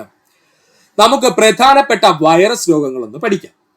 ആദ്യമായി പഠിക്കുവാനുള്ളതാണ് ഡെങ്കിപ്പനി, chicken pox, measles, yellow fever അഥവാ മഞ്ഞപ്പനി, ചിക്കൻ ഗുനിയ, എബോള, സാർസ്. ഡെങ്കിപ്പനി, chicken pox, measles, yellow fever അഥവാ മഞ്ഞപ്പനി, ചിക്കൻ ഗുനിയ, എബോള, സാർസ്. അടുത്ത സെറ്റായിട്ട് നമുക്ക് പഠിക്കാനുള്ളതാണ് ഇൻഫ്ലുവൻസ, വസൂരി അഥവാ സ്മാൾ പോക്സ്, പോളിയോ, പേവിഷബാധ, ഹെപ്പറ്റൈറ്റിസ്, പക്ഷിപ്പനി, എയ്ഡ്സ്. നമ്മുടെ സെക്കൻഡ് സെറ്റ് എന്താ പറഞ്ഞത്? ഇൻഫ്ലുവൻസ, വസൂരി അഥവാ സ്മാൾ പോക്സ്, പോളിയോ, പേവിഷബാധ, ഹെപ്പറ്റൈറ്റിസ്, പക്ഷിപ്പനി, എയ്ഡ്സ്. നമ്മുടെ മൂന്നാമത്തെ സെറ്റാണ് പന്നിപ്പനി, മുണ്ടിനീര്, ജലദോഷം, അഞ്ചാംപനി, ജപ്പാൻ ജ്വരം, കുരങ്ങുപനി. പന്നിപ്പനി, മുണ്ടിനീര്, ജലദോഷം, അഞ്ചാംപനി, ജപ്പാൻ ജ്വരം, കുരങ്ങുപനി. വളരെ 4-5 ഓപ്ഷൻ തന്നെ പഠിക്കാൻ നമുക്ക് ബുദ്ധിമുട്ടാണല്ലേ. അപ്പോഴാണ് ഇത്രയും രോഗങ്ങൾ നമുക്ക് പഠിക്കാനുള്ളത്. സുഹൃത്തുക്കൾ വിഷമിക്കേണ്ട, നമ്മുടെ കയ്യിൽ ഒരു ഈസി കോഡുണ്ട്. ഇവന്മാരെ മൊത്തം നമുക്ക് ആ കോഡിനകത്ത് അങ്ങ് ഉൾപ്പെടുത്തി പഠിച്ചു കളയാം. എന്നാലും ഒന്നുകൂടി സുഹൃത്തുക്കൾക്കൊന്ന് മനസ്സിൽ ഉറപ്പിച്ചു വെക്കുന്നതിന് വേണ്ടിയിട്ട് ഒന്നുകൂടി പറയാം. പ്രധാന വൈറസ് രോഗങ്ങൾ ഏതൊക്കെയാ സുഹൃത്തുക്കളെ? സെറ്റ് 1 വരുന്നത് ആരൊക്കെയാണ്? ഡെങ്കിപ്പനി, chicken pox, measles, yellow fever അഥവാ മഞ്ഞപ്പനി, ചിക്കൻ ഗുനിയ, എബോള, സാർസ്. സെറ്റ് 2 വരുന്നത് ഇൻഫ്ലുവൻസ, വസൂരി അഥവാ സ്മാൾ പോക്സ് എന്ന് തന്നെ പഠിക്കണം. പോളിയോ, പേവിഷബാധ, ഹെപ്പറ്റൈറ്റിസ്, പക്ഷിപ്പനി, എയ്ഡ്സ്. സെറ്റ് 3 എന്താ വരുന്നത്? പന്നിപ്പനി, മുണ്ടുനീര്, ജലദോഷം, അഞ്ചാംപനി, ജപ്പാൻ ജ്വരം, കുരങ്ങുപനി. ഇത്രയെങ്കിലും നമ്മൾ വൈറസ് രോഗങ്ങളിൽ പഠിച്ചു വെച്ചിരിക്കണം. ഇവയിൽ ഏതെങ്കിലുമൊക്കെ PSC പ്രീവിയസ് ആയി ചോദിച്ചിട്ടുള്ളതാണ്. മനുഷ്യ ശരീരത്തിലെ ഏറ്റവും കാഠിന്യമുള്ള പദാർത്ഥം ഏതാണ്? ഉത്തരം പല്ലിന്റെ ഇനാമലാണ് കേട്ടോ. മനുഷ്യ ശരീരത്തിലെ ഏറ്റവും കാഠിന്യമുള്ള പദാർത്ഥം അല്ലെങ്കിൽ കാഠിന്യമേറിയ പദാർത്ഥം എന്നൊക്കെ അറിയപ്പെടുന്നത് ആരാ? നമ്മുടെ പല്ലിൽ കാണപ്പെടുന്ന ഇനാമലാണ്. അപ്പൊ നമുക്ക് പല്ലിനെ കുറിച്ചൊന്ന് പഠിക്കാം. പല്ലുകളെ കുറിച്ചുള്ള പഠനം അറിയപ്പെടുന്ന പേരാണ് ഒഡന്റോളജി. മറക്കരുത്, പല്ലിൽ തട്ടിക്കഴിഞ്ഞാൽ ഒടിഞ്ഞു പോകും. ഒഡന്റോളജി. പല്ലുകളെ കുറിച്ചുള്ള പഠനം അറിയപ്പെടുന്ന പേരാണ് ഒഡന്റോളജി. മനുഷ്യന്റെ പാൽപ്പല്ലുകളുടെ എണ്ണം മറക്കരുത് 20. മനുഷ്യന്റെ പാൽപ്പല്ലുകളുടെ എണ്ണം ചോദിച്ചാൽ 20. സ്ഥിരദന്തങ്ങളുടെ എണ്ണം, മനുഷ്യന്റെ സ്ഥിരദന്തങ്ങൾ, സ്ഥിരമായിട്ട് മനുഷ്യനുണ്ടാകുന്ന പല്ലുകളുടെ എണ്ണം ചോദിച്ചു കഴിഞ്ഞാൽ എത്രയാണ്? അത് 32. മറക്കരുത്. ആഹാര വസ്തുക്കൾ കടിച്ചു മുറിക്കാൻ സഹായിക്കുന്ന പല്ലേതാണ്? ഉളിപ്പല്ല്. ആഹാര വസ്തുക്കൾ കടിച്ചു മുറിക്കുവാൻ സഹായിക്കുന്ന പല്ലുകൾ ഏതെന്ന് ചോദിച്ചു കഴിഞ്ഞാൽ അത് ഉളിപ്പല്ലുകളാണ്. മനുഷ്യരിൽ എത്ര തരം പല്ലുകളാണ് ഉള്ളത്? 4 തരം പല്ലുകളാണ് ഉള്ളത്. ഏതൊക്കെയാണ് അത്? ഉളിപ്പല്ല്, കൊമ്പല്ല്, അഗ്രചവർണകം, ചവർണകം. ഇങ്ങനെ 4 തരം പല്ലുകളാണ് മനുഷ്യനുള്ളത്. ആഹാര വസ്തുക്കൾ കടിച്ചു കീറാൻ സഹായിക്കുന്നത് കൊമ്പല്ലേ. ഇതാ നമുക്ക് തെറ്റുന്നത്. ആഹാര വസ്തുക്കളെ കടിച്ചു മുറിക്കുവാനാണ് ഉളിപ്പല്ല് ഉപയോഗിക്കുന്നത്. നമ്മുടെ ഫ്രണ്ടിലുള്ള പല്ല് ഉളിപ്പല്ല് ഉപയോഗിക്കുന്നത്. ഉളിപ്പല്ലുകളുടെ എണ്ണം എത്രയാണ്? ഉളിപ്പല്ലുകളുടെ എണ്ണം 8 എണ്ണമാണ് കേട്ടോ. ഉളിപ്പല്ലുകളുടെ എണ്ണം ചോദിച്ചാൽ 8 എണ്ണമാണ്. ഉളി പോലെ ഇരിക്കും. മുറിക്കാൻ, കടിച്ചു മുറിക്കാൻ സഹായിക്കുന്ന ഉളിപ്പല്ലുകളുടെ എണ്ണം എത്രയാണ്? 8 എണ്ണം. അതുപോലെ തന്നെയാണ് ആഹാര വസ്തുക്കളെ കടിച്ചു കീറാൻ അല്ലെങ്കിൽ മാംസഭക്ഷണം കടിച്ചു കീറുന്നതിന് വേണ്ടി സഹായിക്കുന്ന പല്ലുകൾ ഏതെന്ന് ചോദിച്ചു കഴിഞ്ഞാൽ ഏതാണ്? കൊമ്പല്ലാണ്. കൊമ്പലിന്റെ എണ്ണം എത്രയെന്ന് ചോദിച്ചാൽ എത്ര കൊമ്പലുണ്ട് നമുക്ക്? 4 കൊമ്പല്ലുകൾ. മനുഷ്യന് എത്ര കൊമ്പല്ലുകൾ ഉണ്ടെന്ന് ചോദിച്ചു കഴിഞ്ഞാൽ 4 കൊമ്പല്ലുകൾ. ആഹാര വസ്തുക്കൾ ചവച്ചരയ്ക്കാൻ സഹായിക്കുന്നതാണ് അഗ്രചവർണകവും ചവർണകവും. ആഹാര സാധനങ്ങളെ ചവച്ചരയ്ക്കാൻ സഹായിക്കുന്ന പല്ലിന്റെ ഭാഗമാണ് അഗ്രചവർണകവും ചവർണകവും. ചവർണകത്തിന്റെ എണ്ണം എത്രയെന്ന് ചോദിച്ചു കഴിഞ്ഞാൽ 12 എണ്ണം. ചവർണകം എത്രയാണ്? 12 എണ്ണവും. അഗ്രചവർണകം എത്രയെന്ന് ചോദിച്ചു കഴിഞ്ഞാൽ അത് 8 എണ്ണവുമാണ്. മനുഷ്യന്റെ പല്ലുകളിൽ അഗ്രചവർണങ്ങളുടെ എണ്ണം ചോദിച്ചാൽ അഗ്രചവർണകം 8 എണ്ണവും, ചവർണകം എത്രയാണ്? 12 എണ്ണവും. അതുപോലെ കൊമ്പലുകളുടെ എണ്ണം ചോദിച്ചാൽ 4, ഉളിപ്പല്ലുകളുടെ എണ്ണം ചോദിച്ചാൽ 8 എണ്ണം. കഴിഞ്ഞല്ലോ. ഇനി PSC ഇവിടെ നിന്നും ഈ വർഷം ചോദിച്ച ചോദ്യമാണ്, മനുഷ്യന്റെ ദന്തൽ ഫോർമുല എന്താണ് എന്നുള്ളത്. മനുഷ്യന്റെ ദന്തൽ ഫോർമുല എന്താണെന്നുള്ളത് മറക്കരുത്. 21, 23 ബാർ 21, 23. ഇതാണ് മനുഷ്യന്റെ ദന്തൽ ഫോർമുല എന്ന് പറഞ്ഞു കഴിഞ്ഞാൽ 21, 23 ബാർ 21, 23 ആണ് മനുഷ്യന്റെ ഡെന്റൽ ഫോർമുല എന്ന് പറയുന്നത്. പഠിച്ചു വെച്ചോളാം. PSC ട്രെൻഡ് ആയിട്ട് ഇപ്പൊ വന്നുകൊണ്ടിരിക്കുന്ന ക്വസ്റ്റ്യൻ ആണ്. മോണയിലെ കുഴികളിൽ പല്ലിനെ ഉറപ്പിച്ചു നിർത്തുന്ന കാൽസ്യം അടങ്ങിയ യോജക കല അറിയപ്പെടുന്ന പേരാണ് സിമന്റ്. മോണയിലെ കുഴികള് പല്ലിനെ ഉറപ്പിച്ചു നിർത്തുന്ന കാൽസ്യം അടങ്ങിയ യോജക കലകൾ അറിയപ്പെടുന്ന പേരാണ് സിമന്റ്. പല്ലുകൾ നിർമ്മിച്ചിരിക്കുന്ന ജീവനുള്ള കലയാണ് ഡെൻഡൈൻ. മറന്നു പോകരുത്, എന്താണ് ഡെൻഡൈൻ? പല്ലുകൾ നിർമ്മിച്ചിരിക്കുന്ന ജീവനുള്ള കലകൾ അറിയപ്പെടുന്ന പേരാണ് എന്ത്? ഡെൻഡൈൻ എന്നുള്ളത്. മനുഷ്യ ശരീരത്തിൽ ഏറ്റവും കടുപ്പമേറിയ ഭാഗം എന്ന് ചോദിച്ചു കഴിഞ്ഞാൽ അത് ഇനാമലാണ്. പല്ലിൽ കാണപ്പെടുന്ന നിർജീവ ഭാഗം എന്ന് ചോദിച്ചാലും ആരാടെ? ഇനാമലാണ്. മനുഷ്യ ശരീരത്തിലെ ഏറ്റവും കടുപ്പമേറിയ ഭാഗം ഇനാമലാണ്. പല്ലിൽ കാണപ്പെടുന്ന നിർജീവ ഭാഗം എന്ന് ചോദിച്ചാലും അത് ഇനാമലാണ്. പല്ലുകൾ നിർമ്മിച്ചിരിക്കുന്ന പ്രധാനപ്പെട്ട ഘടകങ്ങളാണ് കാൽസ്യം ഫോസ്ഫേറ്റ്. പല്ല് നിർമ്മിച്ചിരിക്കുന്ന പ്രധാന ഘടകം എന്ന് ചോദിച്ചാൽ കാൽസ്യം ഫോസ്ഫേറ്റ്. പല്ലുകൾ കേടുവരുന്നതിന് കാരണമായ ആസിഡ് ഏതാണ്? Lactic acid. ഇനി മറന്നു പോവല്ലേ. പല്ലുകൾ കേടുവരുന്നതിന് കാരണമായ ആസിഡ് എന്ന് ചോദിച്ചു കഴിഞ്ഞാൽ ലാക്റ്റിക് ആസിഡ് ആണ്. മറക്കരുത്, ആരാണ്? ലാക്റ്റിക് ആസിഡ് ആണ്. പല്ലിന്റെ പോടടയ്ക്കാൻ ഉപയോഗിക്കുന്ന, പോട് അടയ്ക്കാൻ ഉപയോഗിക്കുന്ന രാസവസ്തുവാണ് ഡെന്റൽ അമാൽ. HIV virus. HIV പൂർണ്ണ രൂപം ഹ്യൂമൻ ഇമ്മ്യൂണോ ഡെഫിഷ്യൻസി വൈറസ്. പഠിച്ചോളനെ. HIV വൈറസിന്റെ പൂർണ്ണ രൂപം എന്താ?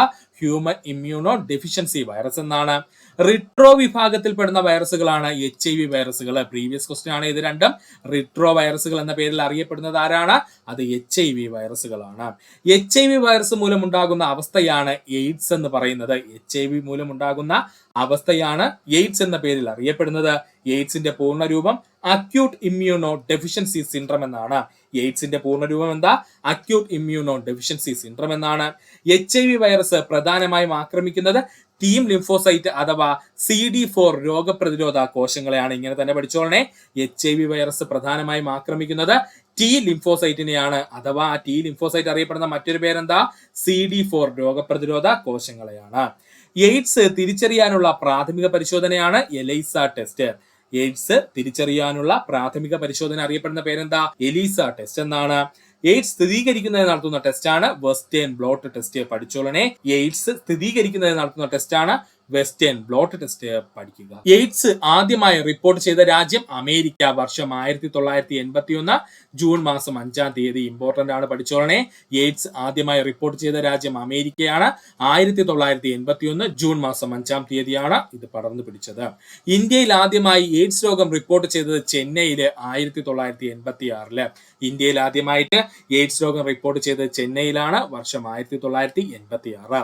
കേരളത്തിൽ ആദ്യമായി എയ്ഡ്സ് രോഗം റിപ്പോർട്ട് ചെയ്ത ജില്ല പത്തനംതിട്ട ജില്ല. കേരളത്തിൽ ആദ്യമായിട്ട് എയ്ഡ്സ് രോഗം റിപ്പോർട്ട് ചെയ്ത ജില്ല പത്തനംതിട്ട ജില്ല.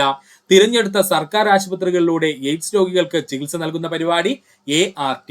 തിരഞ്ഞെടുത്ത സർക്കാർ ആശുപത്രികളിലൂടെ എയ്ഡ്സ് രോഗികൾക്ക് ചികിത്സ നൽകുന്ന പരിപാടി അറിയപ്പെടുന്ന പേരാണ് ART. ARTയുടെ പൂർണ്ണരൂപം ആന്റി റിട്രോ വൈറൽ ട്രീറ്റ്മെന്റ്. ARTയുടെ പൂർണ്ണരൂപം എന്താണ്? ആന്റി റിട്രോ വൈറൽ ട്രീറ്റ്മെന്റ് എന്നാണ്. ഏറ്റവും കൂടുതൽ എയ്ഡ്സ് രോഗികളുള്ള രാജ്യം സൗത്ത് ആഫ്രിക്ക. പഠിച്ചോളനെ. ഏറ്റവും കൂടുതൽ എയ്ഡ്സ് രോഗികളുള്ള രാജ്യം ചോദിച്ചാൽ അത് സൗത്ത് ആഫ്രിക്കയാണ്. 2024 കണക്ക് പ്രകാരമാണ്. ലോക എയ്ഡ്സ് ദിനമായി ആചരിക്കുന്നത് ഡിസംബർ 1. ലോക എയ്ഡ്സ് ദിനമായി ആചരിക്കുന്നത് ഡിസംബർ 1. എയ്ഡ്സ് രോഗം പകരുന്നത് ശരീരദ്രവങ്ങളിലൂടെയും സുരക്ഷിതമല്ലാത്ത ലൈംഗിക ബന്ധങ്ങളിലൂടെയുമാണ്. എയ്ഡ്സ് രോഗം പകരുന്നത് ശരീരദ്രവങ്ങളിലൂടെയും സുരക്ഷിതമല്ലാത്ത ലൈംഗിക ബന്ധങ്ങളിലൂടെയുമാണ്. മനുഷ്യരീരത്തിലെ രാസപരീക്ഷണശാല എന്നറിയപ്പെടുന്നത് കരളാണ്. മനുഷ്യരീരത്തിലെ രാസപരീക്ഷണശാല എന്നറിയപ്പെടുന്നത് കരളാണ്. ഏറ്റവും വലിയ ആന്തരിക അവയവം എന്നറിയപ്പെടുന്നത് കരളാണ്. അതായത് ശരീരത്തിനുള്ളിലിരിക്കുന്ന അവയവങ്ങളിൽ ഏറ്റവും വലുതാരാണ്? കരളാണ്. ഏറ്റവും വലിയ ആന്തരിക അവയവം എന്നറിയപ്പെടുന്നത് കരളാണ്. ഏറ്റവും വലിയ രണ്ടാമത്തെ അവയവം എന്നറിയപ്പെടുന്നത് കരളാണ്. അങ്ങനെയാണെങ്കിൽ സുഹൃത്തുക്കൾക്ക് ഒരു ചോദ്യം, മനുഷ്യശരീരത്തിലെ ഏറ്റവും വലിയ അവയവം എന്ന് അറിയാവുന്ന സുഹൃത്തുക്കൾ ഒന്ന് കമന്റ് ചെയ്യുക. ഏറ്റവും വലിയ രണ്ടാമത്തെ അവയവം എന്നറിയപ്പെടുന്നത് ആരാണ്? കരളാണ്. മനുഷ്യശരീരത്തിലെ ഏറ്റവും വലിയ ഗ്രന്ഥി എന്നറിയപ്പെടുന്നത് കരളാണ്. മനുഷ്യശരീരത്തിലെ ഏറ്റവും വലിയ ഗ്രന്ഥി എന്നറിയപ്പെടുന്നത് ആരാ? കരളാണ്. പുനർജീവന ശേഷിയുള്ള ഏക അവയവം എന്നറിയപ്പെടുന്നത് കരളാണ്. പുനരുജ്ജീവന ശേഷിയുള്ള ഏക അവയവം എന്നറിയപ്പെടുന്നത് ആരാണ്? അത് കരളാണ്. മനുഷ്യശരീരത്തിൽ ഏറ്റവും കൂടുതൽ താപം ഉൽപ്പാദിപ്പിക്കുന്ന അവയവം എന്ന് ചോദിച്ചാൽ അത് കരളാണ്. മനുഷ്യശരീരത്തിൽ ഏറ്റവും കൂടുതൽ താപം ഉൽപ്പാദിപ്പിക്കുന്ന അവയവം ചോദിച്ചാൽ കരളാണ്. മനുഷ്യശരീരത്തിൽ ഏറ്റവും കൂടുതൽ രാസാഗ്നികൾ ഉൽപ്പാദിപ്പിക്കുന്ന അവയവം കരളാണ്. മനുഷ്യശരീരത്തിലെ ഏറ്റവും കൂടുതൽ രാസാഗ്നികൾ ഉൽപ്പാദിപ്പിക്കുന്ന അവയവം കരളാണ്. രക്തത്തിൽ അധികമുള്ള ഗ്ലൂക്കോസിനെ ഗ്ലൈക്കോജനാക്കി സംഭരിക്കുന്ന അവയവം കരളാണ്. രക്തത്തിൽ അധികമുള്ള ഗ്ലൂക്കോസിനെ ഗ്ലൈക്കോജനാക്കി സംഭരിക്കുന്ന അവയവം ചോദിച്ചാൽ അത് കരളാണ്. യൂറിയ നിർമ്മാണം നടക്കുന്ന അവയവം ചോദിച്ചാൽ അത് കരളാണ്. ഇമ്പോർട്ടന്റ് ആണ്, PSC പ്രീവിയസ് ക്വസ്റ്റ്യനുമാണ്. യൂറിയ നിർമ്മാണം നടക്കുന്ന അവയവം ചോദിച്ചാൽ അത് കരളാണ്. ഗ്ലൂക്കോസിന്റെ അളവ് രക്തത്തിൽ കുറയുമ്പോൾ ഗ്ലൈക്കോജനെ വിഘടിപ്പിച്ച് ഗ്ലൂക്കോസ് ആക്കി മാറ്റുന്ന പ്രവർത്തനം നടക്കുന്ന ശരീരഭാഗം ചോദിച്ചാൽ അല്ലെങ്കിൽ അവയവം ചോദിച്ചാൽ അത് കരളാണ്. ഗ്ലൂക്കോസിന്റെ അളവ് രക്തത്തിൽ കുറയുമ്പോൾ ഗ്ലൈക്കോജനെ വിഘടിപ്പിച്ച് ഗ്ലൂക്കോസ് ആക്കി മാറ്റുന്ന പ്രവർത്തനം നടത്തുന്ന അവയവം ചോദിച്ചാൽ അത് കരളാണ്. മദ്യം ബാധിക്കുന്ന ശരീരാവയവം ചോദിച്ചാൽ അത് കരളാണ്. മദ്യം ബാധിക്കുന്ന ശരീരാവയവം ചോദിച്ചാൽ അതും ഏതാണ്? കരളാണ്. ഒന്നുകൂടി പറയാം സുഹൃത്തുക്കളെ, ശ്രദ്ധിക്കുക, ഇമ്പോർട്ടന്റ് ആണ്. മനുഷ്യശരീരത്തിലെ രാസപരീക്ഷണശാല കരൾ. ഏറ്റവും വലിയ ആന്തരിക അവയവം എന്നറിയപ്പെടുന്നത് കരളാണ്. ഏറ്റവും വലിയ രണ്ടാമത്തെ അവയവം എന്നറിയപ്പെടുന്നത് കരളാണ്. മനുഷ്യശരീരത്തിലെ ഏറ്റവും വലിയ അവയവം എന്നറിയാവുന്ന സുഹൃത്തുക്കളൊന്ന് കമന്റ് ചെയ്യുക. മനുഷ്യശരീരത്തിലെ ഏറ്റവും വലിയ ഗ്രന്ഥി എന്നറിയപ്പെടുന്നത് കരളാണ്. പുനർജീവന ശേഷിയുള്ള ഏക അവയവം കരളാണ്. മനുഷ്യശരീരത്തിൽ ഏറ്റവും കൂടുതൽ താപം ഉൽപ്പാദിപ്പിക്കുന്ന അവയവം കരളാണ്. മനുഷ്യശരീരത്തിൽ ഏറ്റവും കൂടുതൽ രാസാഗ്നി ഉൽപ്പാദിപ്പിക്കുന്ന അവയവം കരളാണ്. രക്തത്തിൽ അധികമുള്ള ഗ്ലൂക്കോസിനെ ഗ്ലൈക്കോജനാക്കി മാറ്റി സംഭരിക്കുന്ന അവയവം ചോദിച്ചാൽ അതും കരളാണ്. യൂറിയ നിർമ്മാണം നടക്കുന്ന അവയവം കരളാണ്. ഗ്ലൂക്കോസിന്റെ അളവ് രക്തത്തിൽ കുറയുമ്പോൾ ഗ്ലൈക്കോജനെ വിഘടിപ്പിച്ച് ഗ്ലൂക്കോസ് ആക്കി മാറ്റുന്ന പ്രവർത്തനം നടത്തുന്ന അവയവം ചോദിച്ചാൽ അതും കരളാണ്. മദ്യം ബാധിക്കുന്ന ശരീരാവയവം ചോദിച്ചാൽ കരളാണ്. പഠിക്കുക. ഈ ചാനലിന്റെ വളർച്ച എന്ന് പറയുന്നത് സുഹൃത്തുക്കളെ നിങ്ങളുടെ സബ്സ്ക്രിപ്ഷനും അതിനോടൊപ്പം തന്നെ നിങ്ങളുടെ സപ്പോർട്ടുമാണ്. ഒത്തിരി സുഹൃത്തുക്കൾ ഇപ്പോഴും സബ്സ്ക്രൈബ് ചെയ്യാതെ കാണുന്നുണ്ട്. ദയവ് ചെയ്ത് സബ്സ്ക്രൈബ് ചെയ്ത് ഈ ചാനൽ ഒന്ന് സപ്പോർട്ട് ചെയ്യുക, സഹായിക്കുക.